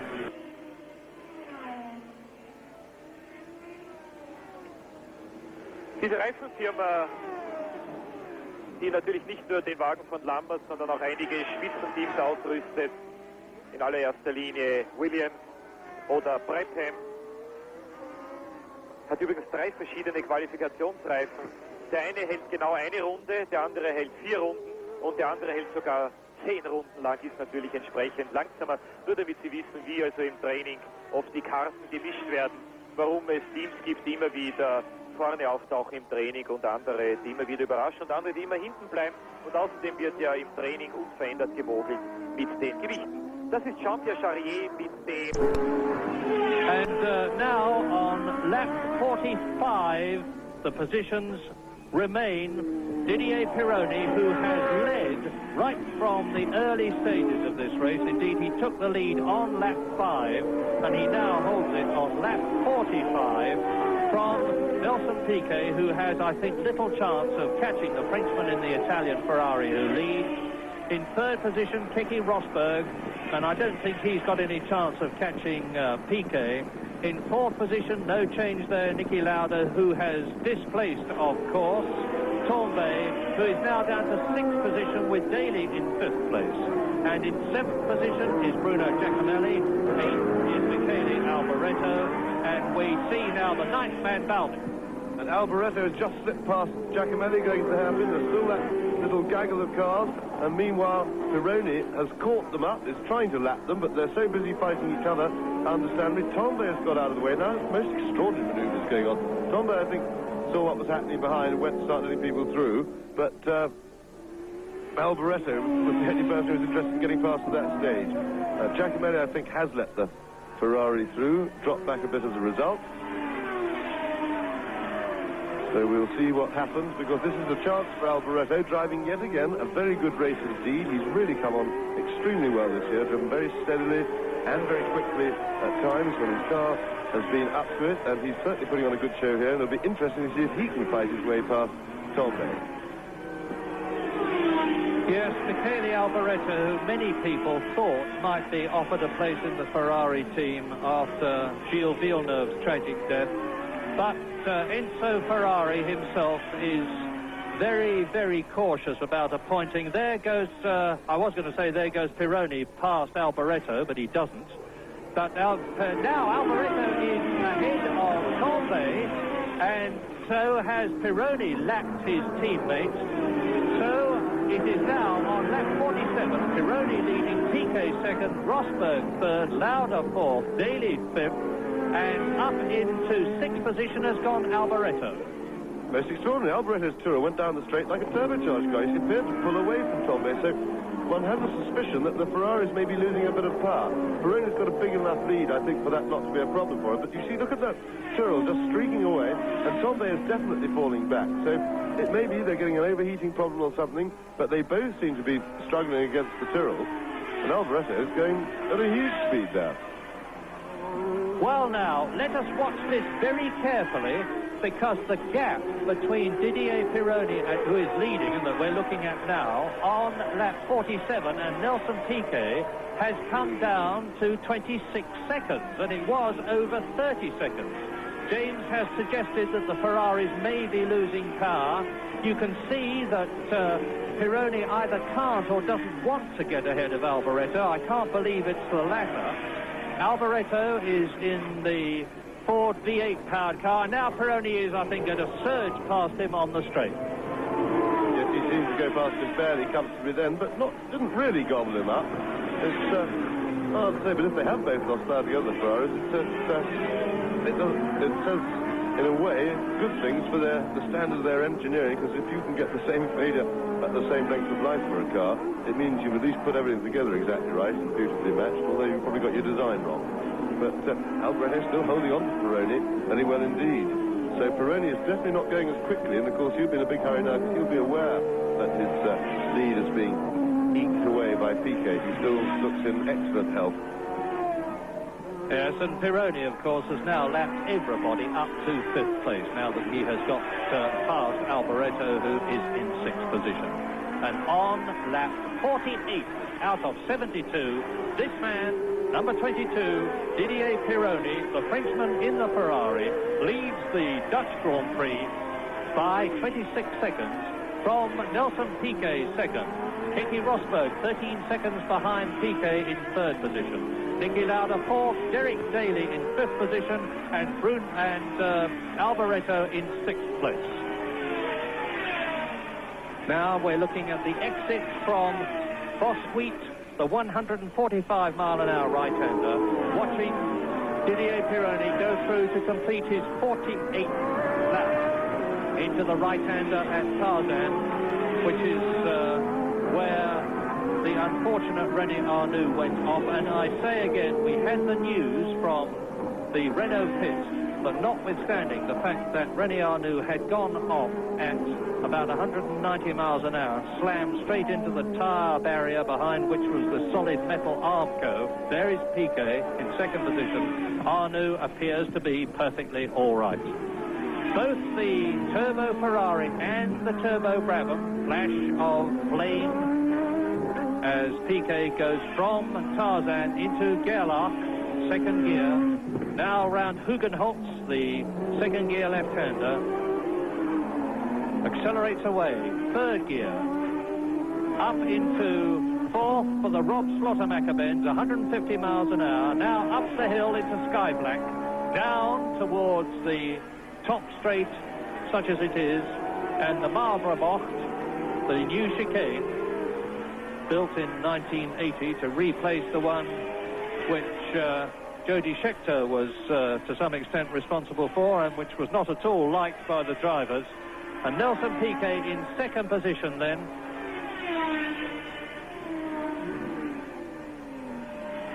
This Brazilian driver has doggedly decided to risk his World Championship this year in order to do what he thinks is the right thing, which is to devote all his energies and attention to developing the new turbocharged BMW engine, which he is convinced is the way to go. And it looks as though he is right. We just saw Keke Rosberg there in 3rd position. Well, the gap between Rosberg and Piquet is now some 11 seconds. And it looks as though Rosberg is gaining. There he is. There is the very, very determined, hard-charging Finnish driver, Keke Rosberg, in his 45th Grand Prix in the very cobby-looking FW08 Williams, the car that has replaced the enormously successful FW07 Williams, which took Alan Jones to his World Championship and nearly gave Carlos Reutemann a World Championship last year. And Rosberg, as ever, is fighting every inch of the way. You can see him as he comes out of Sky Black there with the car sliding under perfect control,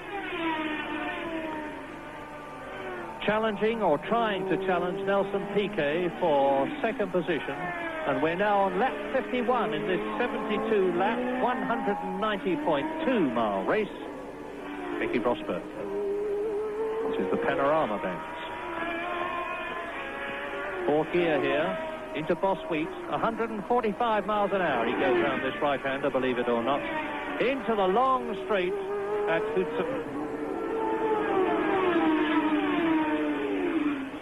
Now building up to 190 miles an hour, it seems, and they don't back off until they get to the 100-meter board. You have to see it to believe it. And there is Niki Lauda. So on lap 51 out of 72, Pironi leads. Piquet second, Rosberg third, Lauda fourth, Daly fifth, Alboreto sixth, Torbay seventh, Giacomelli eighth, and in ninth position, Mauro Baldi in the Pirelli shod arrows. And I draw attention to the tyres because they are making an enormous difference to the performance of the Tolmans and the Arrows cars in the first Grand Prix in which they have been used. Niki Lauda here, fourth position. Not doing anything very much at the moment about Rosberg.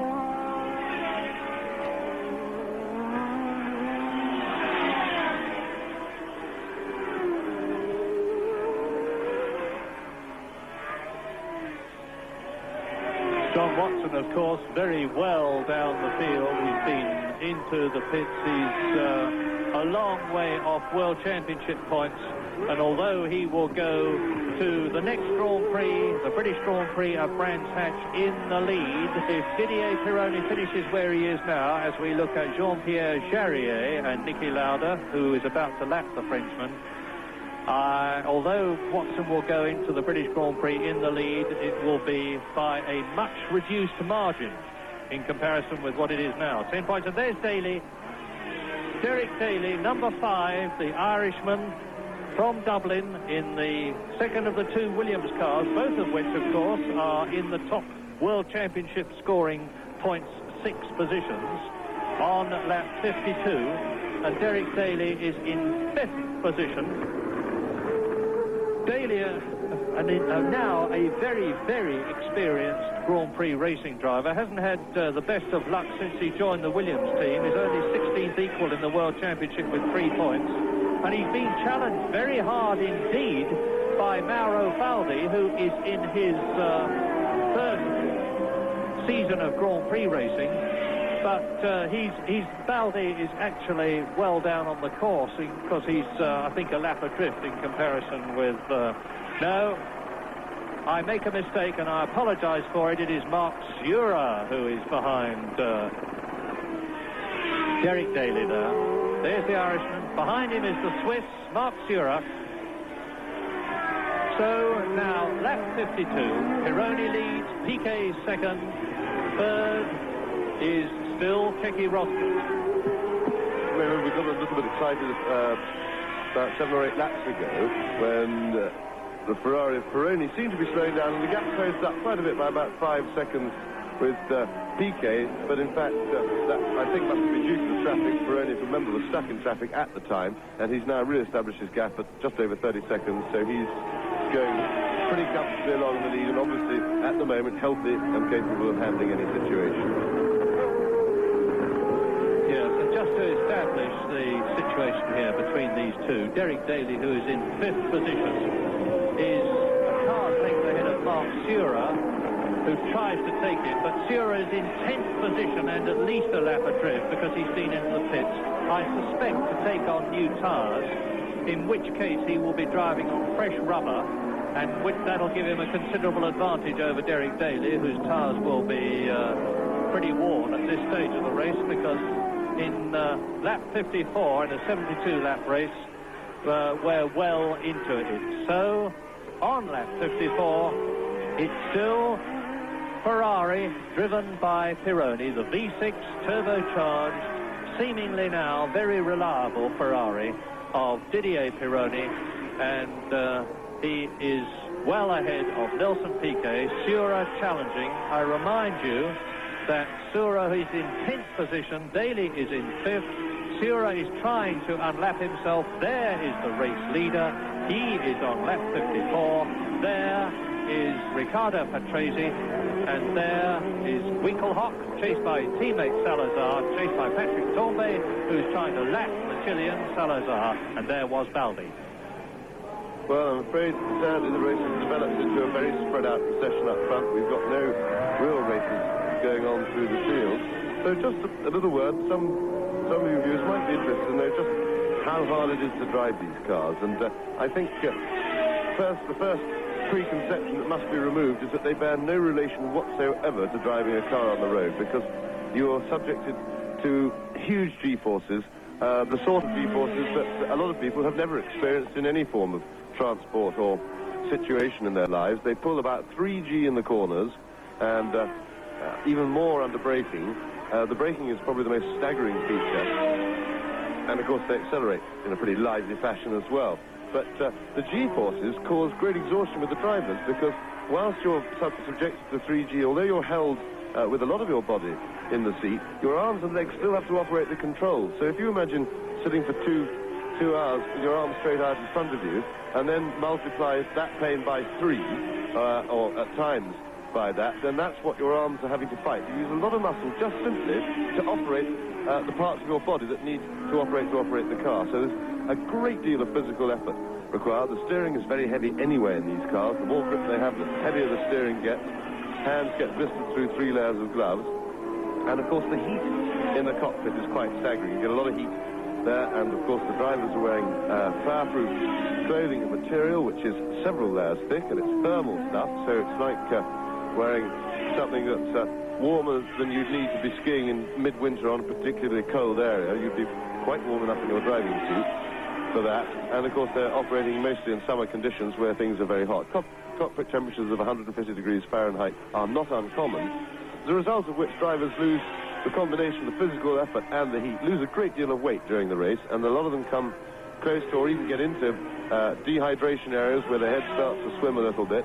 I myself used to average a weight loss of something like 9 pounds during the Grand Prix, and for those of you ladies who are now rushing to your crash helmets and overalls to jump in a Grand Prix car and drive, I'm afraid it doesn't stay with you, that weight loss, because it's pure liquid, and you just put it back over the next 24 hours, and you don't get rid of any other liquid, so your body just grabs everything and you don't actually lose any weight. You just dehydrate and then rehydrate through your normal eating and drinking in the next few hours, well, the next 24 hours. But the recovery period, even for these very fit drivers, is quite considerable. I used to really not, after a Sunday Grand Prix where most races are held, I certainly would feel very groggy all day on Monday. Mind you, there's some debate as to whether that was to do with my hangover or the Grand Prix, because I always like to have some sort of a celebration or commiseration with myself after a race and have a bit of a party. But I certainly never used to feel okay till Tuesday morning. I'd be too tired to sleep well on the Monday night, suffering from that much exhaustion, and I'd get a good night's sleep on Monday, and then I'd feel all right on Tuesday morning. But I was pretty fit, and so you can see that it really is a strain that to a lot of people who drive a normal car on the road, they find quite incomprehensible how heavy the physical thing. It's nothing to do with the pressure or the nervousness, it's just straight-faced overheating and exhaustion. Well, there you are, now you know, and this is lap 57, and here is Didier Pironi, who is some 26 seconds ahead of Nelson Piquet, who is in second position. Piquet is some 11 seconds ahead of Keke Rosberg, who is third. Rosberg is some 23 seconds ahead of Niki Lauda, who is in fourth position. And then behind Niki Lauda, who is fourth, there is Derek Daly in fifth position and Michele Alboreto. And we look at now Didier Pironi closing up on Daly. Daly, who is fifth. Pironi, the race leader, is about to lap, or will fairly soon lap, Derek Daly.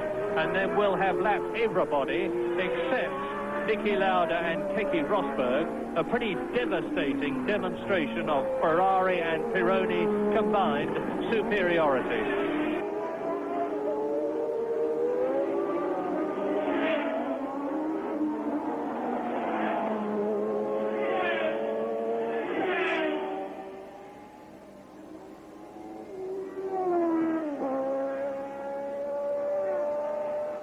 And Pironi is on lap 58. Daly, therefore, is on the same lap albeit nearly now 2.5 miles behind Pironi, who will shortly be lapping him. The race leader, car 28, Didier Pironi, 30 years old, lives in Geneva, 69th Grand Prix, won 2 of them, has driven for Tyrrell, drove for Ligier in 1980, as it was then called, before it became the Talbot team.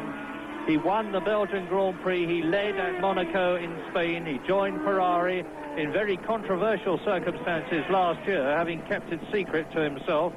He led in San Marino and Belgium last year, and then this year he finished 6th in Belgium, he won in San Marino, 2nd in Monaco, 3rd in Detroit, 9th in Canada, no points, but he's 2nd in the World Championship, just 10 points behind the championship leader John Watson, who is out of the running. And Daly trying very hard indeed. He sees, no doubt, Pironi in his mirrors. And I'm wondering if Daly thinks that it might be Patrick Tambay catching him again. Daly, of course, having got ahead of Patrick Tambay, who is in 7th position. So the Ferraris are 1st and 7th. And Patrick Tambay need feel no shame at being in 7th position. He's come back into Grand Prix racing after having been out of it for quite a long time. And to be as well up as he has been in this race and still to be in 7th position is a considerable achievement. Pironi and Daly. Daly number 5, Pironi number 28 on lap 59. And the Ferrari now coming out at 150 miles an hour, and now he's going to take Daly. You'll see the turbo pull out of the slipstream of the Williams, and he just drives straight past. Now, that will demonstrate to you what James and I were talking about when we talk about the A and the B races, because you can see the colossal power differential between the Ferrari, which must be these days producing about 580 reliable brake horsepower, and the Ford V8 engine, the extremely fine Ford V8 engine, which has won 148 Grand Prix, but which produces about 500 horsepower. So Pironi's got an extra 80 horsepower or so under his foot in comparison with Derek Daly, and you can see the difference that it makes.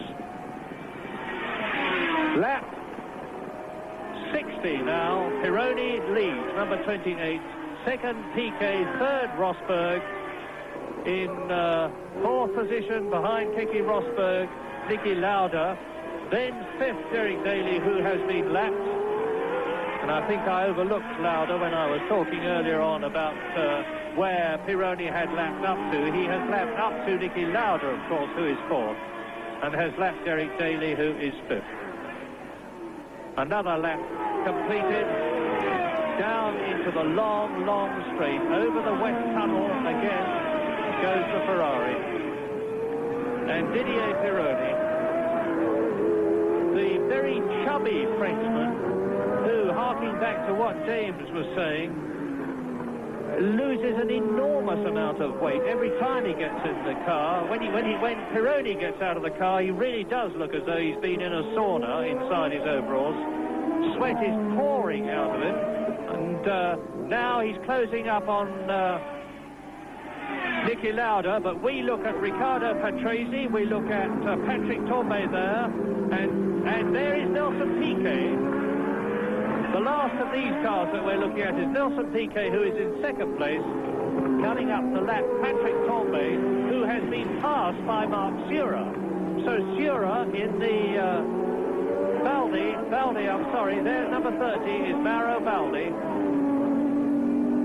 He's in 7th position now, and a restatement of the positions would help. Lap 61, Pironi leads, Piquet 2nd, Rosberg 3rd, Lauda 4th, Daly, who has been lapped, is 5th, Alboreto is 6th, Baldi is 7th, and Patrick Tambay, number 27 in the background there, is down to 8th position.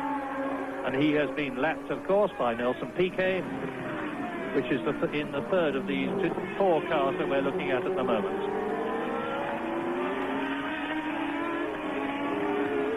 And I say again, for those of you who saw but didn't hear the result of that horrific-looking crash that René Arnoux was involved in, that we had the news from the Renault pit that René Arnoux, having another terrible hard lap race, has at least had the good luck to be uninjured or no bones broken in that dreadful-looking crash.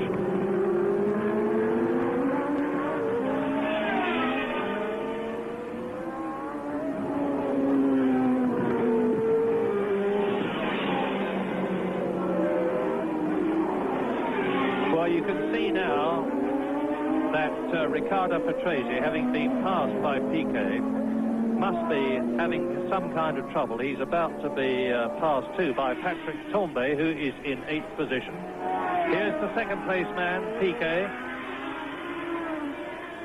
And we are on lap 62 out of 72. So Pironi's problem is more to keep going and to maintain the gap between himself and Piquet than to extend it, because he has got a very comfortable cushion. In fact, Pironi has actually gone through to start his 63rd lap as Piquet comes down towards the boss suite, and Rosberg now is right up with Tambay there. They're getting very spread out over the course. Here is Piquet coming down now. And the gap between Piquet, who is in second place, and Pironi, the race leader, is now 31 seconds. So, if anything, Pironi is extending his lead, and very close together are Rosberg and Piquet. Rosberg is starting to close up. There's Patrese, and he's battling with Rosberg, who dives through, or does he, at the Rob Slottermacher curve? Yes. Well, Rosberg seems to be closing the gap between himself and Nelson Piquet. He's got ahead of Patrese, who is in an identical car as the second place man, Nelson Piquet, as far as chassis and engine are concerned, but it's going much slower than Piquet's car. And Keke Rosberg there, driving a typically gritty race, holds his 3rd position. Can he do anything about Nelson Piquet, who is second?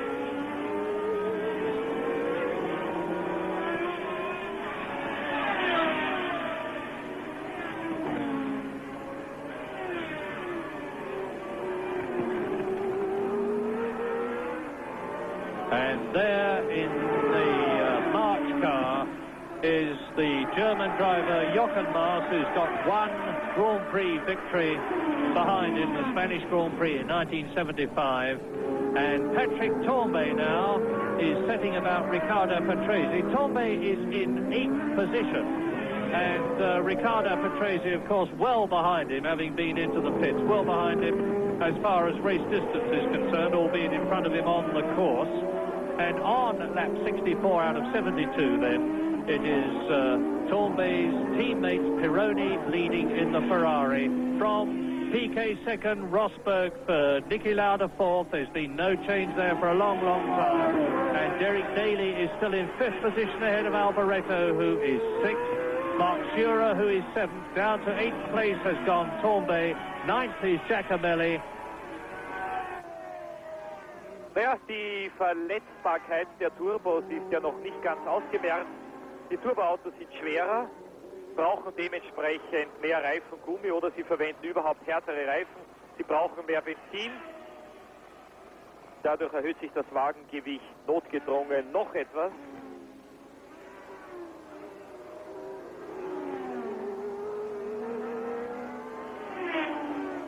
Der Vorsprung von Pironi. And there's Rosberg. Rosberg gesticulating to Sura, I suspect to thank him for letting him pass.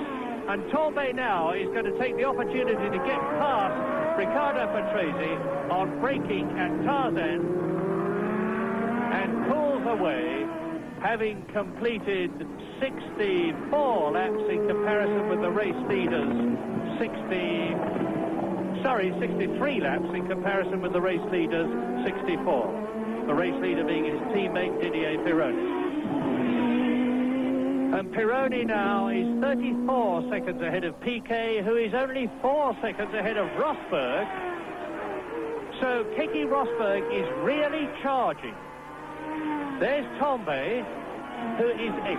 And the positions now are Pironi leads, Piquet 2nd, Rosberg 3rd, Lauda 4th, Daly 5th, Alboreto 6th, Baldi 7th, Tombe 8th, Giacomelli 9th, Sura 10th, Winkelhock in the ATS 11th, Salazar in the second ATS 12th, then Jochen Maus, who we've just seen come into the pits, John Watson in 14th place, 2 laps adrift, right out of World Championship contention. So what I keep saying is demonstrated again. This man, number 28, Didier Pironi, is going to be 1 point behind the World Championship leader, John Watson, at the end of this race, if they both maintain their current positions. An enormously exciting prospect for the British Grand Prix at Brands Hatch.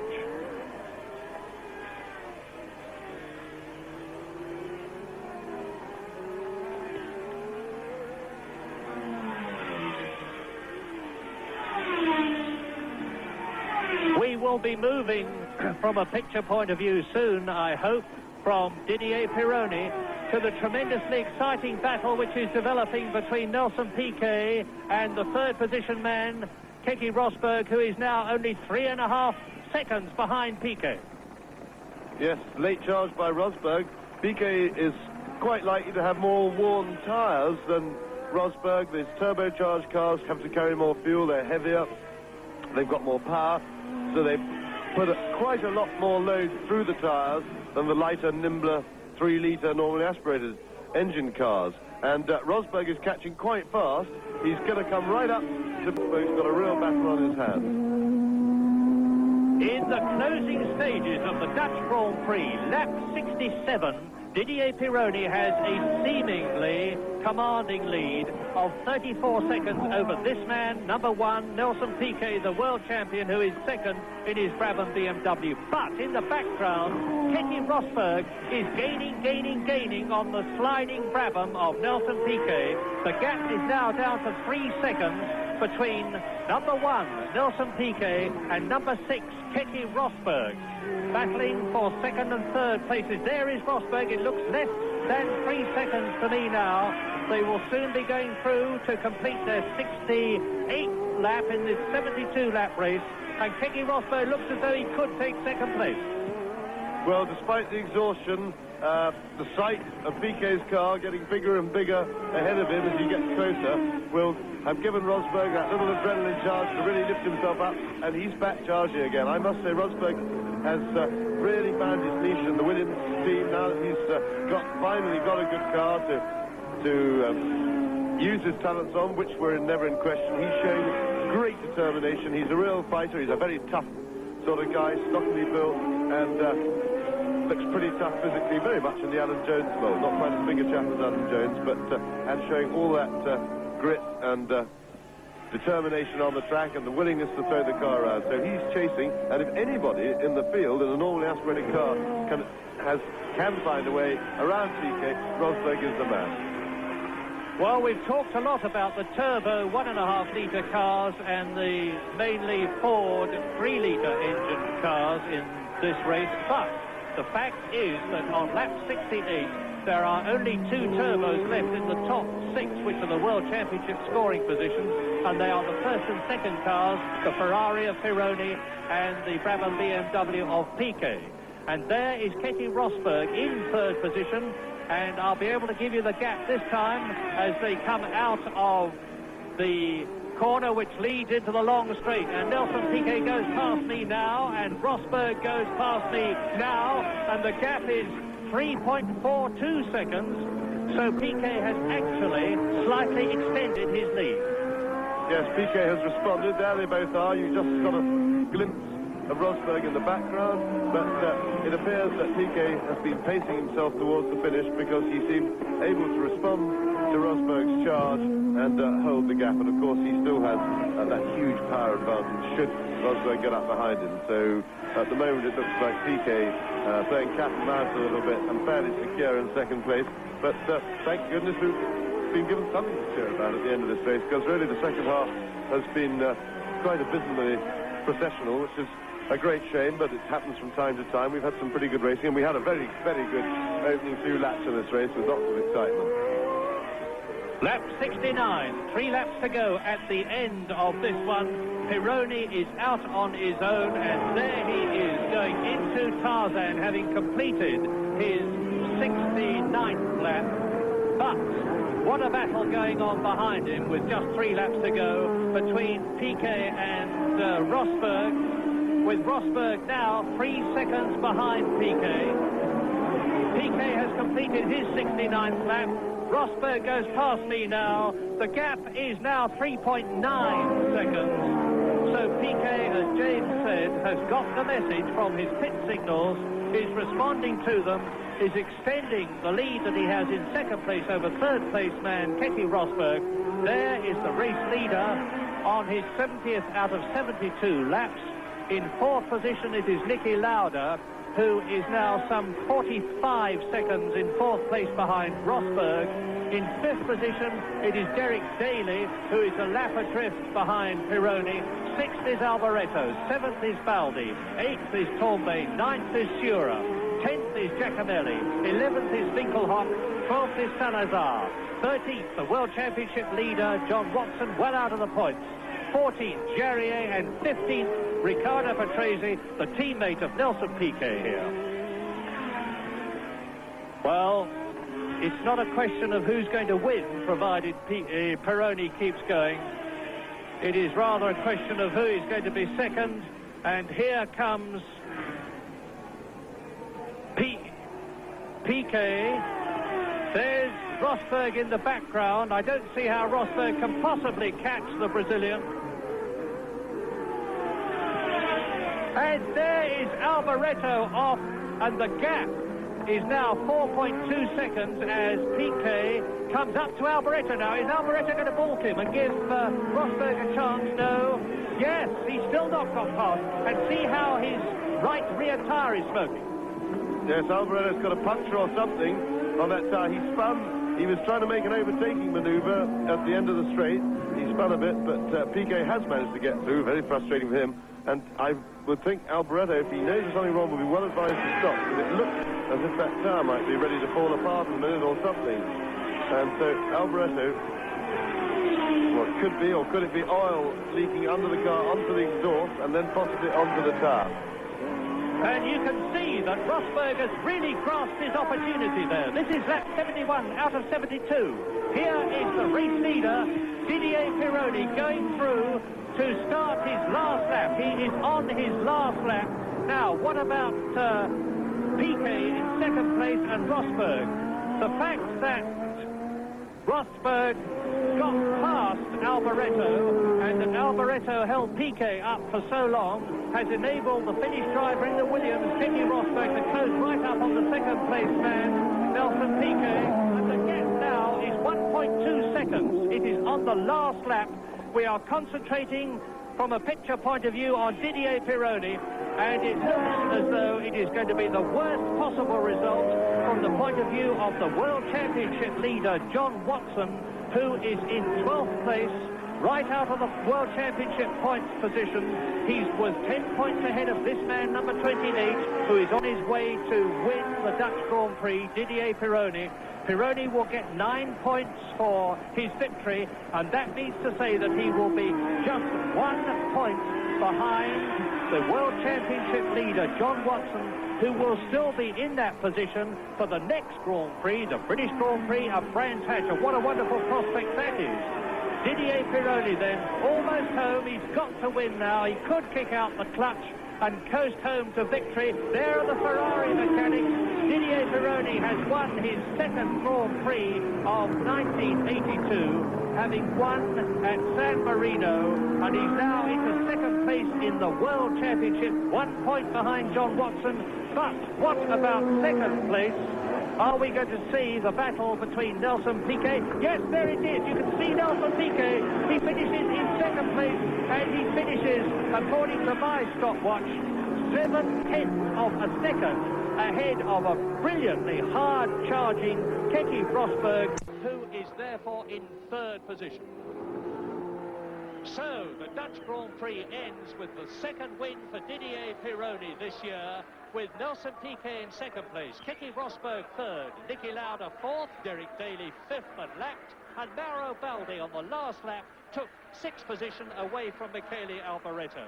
And that, of course, makes a big difference to the World Championship situation, because now John Watson is only 1 point ahead of Didier Pironi, who is 8 points ahead of Keke Rosberg, who is 2 points ahead of the fourth place man Riccardo, but then 1 point to the fifth place man Alain Prost, and another one to the sixth place man Nelson Piquet, which means to say that the battle for World Championship points at the British Grand Prix of Brands Hatch in 2 weeks' time is going to be all the more exciting.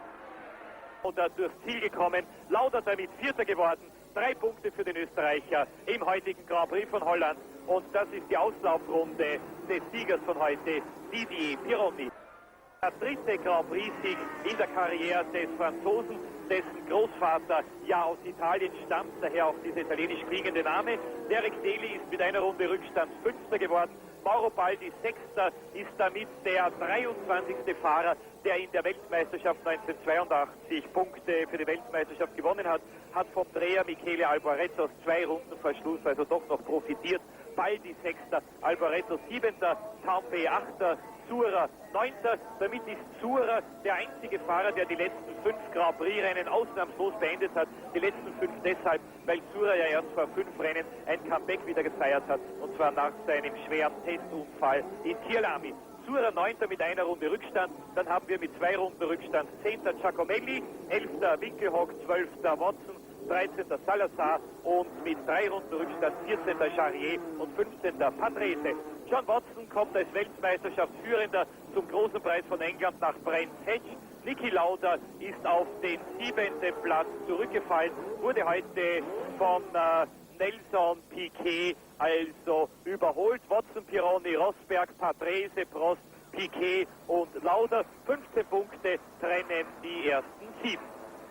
Hier haben Sie noch einmal Zandvoort aus der Hubschrauberperspektive. Didier Pironi, ein auf stille Art glücklicher Sieger. Er ist nie ein Rennfahrer gewesen, der Freudenausbrüche gezeigt hat, wenn er gewonnen hat. Naja, und damit hat Didier Pironi die Liste jener Fahrer, zur Liste jener Fahrer ausgeschlossen, die 3 Grand Prix-Siege haben.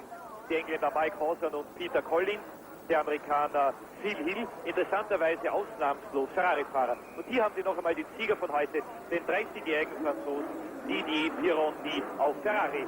Er ist nach dem Unglück Gilles Villeneuve Ferraris einzige Hoffnung, heuer noch den Weltmeistertitel zu gewinnen. Und er ist drauf und dran, diese Hoffnung möglicherweise auch zu erfüllen. Ein sehr interessantes Gespräch ist Jean-Marie Balestre und Didier Pironi. Sie wissen, Pironi ist ja auch der Präsident der neu gegründeten Profi-Rennfahrervereinigung.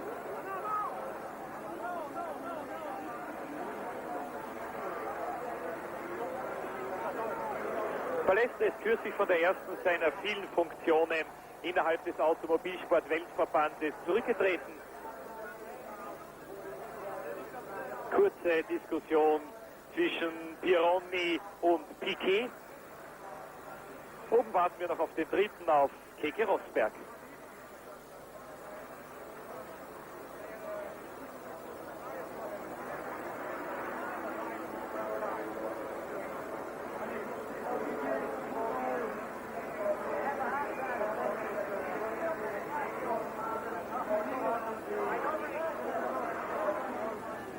Ich weiß nicht, ob Sie das Siegerinterview mit Didier Pironi hören konnten. Ich habe es leider nicht hören können, kann Ihnen also dadurch nicht sagen, was er zu seinem Erfolg gesagt hat. Keke Rosberg hat den beiden Konkurrenten gratuliert. Pironi und Piquet links, Rosberg in der Mitte, Pironi und rechts Piquet. Aber Sie kennen, glaube ich, die Grand Prix-Fahrer ohnehin schon längst seit unseren vielen Übertragungen. Erster Ferrari-Sieg in Holland seit Niki Lauda 1977. zweiter Ferrari-Saisonsieg 1982, dritter Grand Prix-Sieg in der Karriere von Didier Pironi. Das ist der Lohn für tausende Kilometer Testeinsatz. Es gibt wenige Rennfahrer, die so viel testen wie Didier Pironi, aber er nützt die Möglichkeiten auf der Ferrari-Teststrecke Fiorano genauso aus, wie sie früher Niki Lauda ausgenützt hat. Es gibt ja keinen anderen Rennstall, der solche Möglichkeiten hat, um neue Autos abzustimmen, um Modifikationen an den Autos zu erproben, wie Ferrari in Fiorano, eigenes Fernsehsystem. Es gibt Computer, man kann das Fahrverhalten des Autos auf jeden Zentimeter der Strecke nicht nur filmen, sondern natürlich auch speichern, stoppen, jederzeit auf Abruf, bereithalten. Es sind unglaubliche Dinge, die die Techniker von Ferrari in Fiorano lernen können.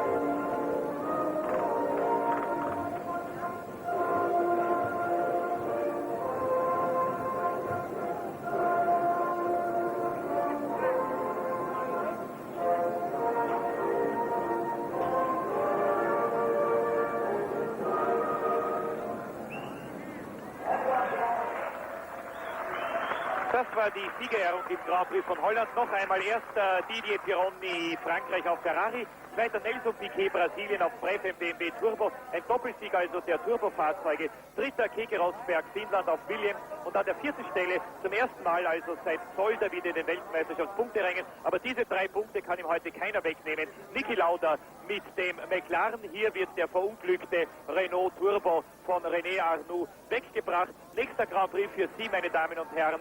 Morgen in 2 Wochen in Brentford, der klassische Grand Prix von England. Und mit diesen Bildern sage ich Ihnen auf Wiedersehen vom Grand Prix von Holland aus Zandvoort. Danke fürs Zuschauen und ich wünsche Ihnen noch einen recht. The Ferrari looks very good. I mean, it's not only quick, it's reliable, which is a shame because we expect the turbos to break down more often. But Brands is a difficult circuit as well, and I hope it will favor our cars. Certainly at Brands it's a handling circuit, and I think that our cars generally are better handling than the Ferrari. But the reliability and the power of the car certainly is very impressive now. John, what about Brands Hatch as far as Watson is concerned?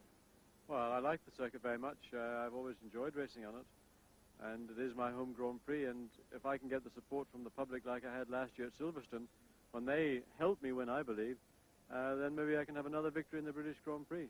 Well, naturally, we all hope so. Commiserations on today, and good luck for Brands. Thank you.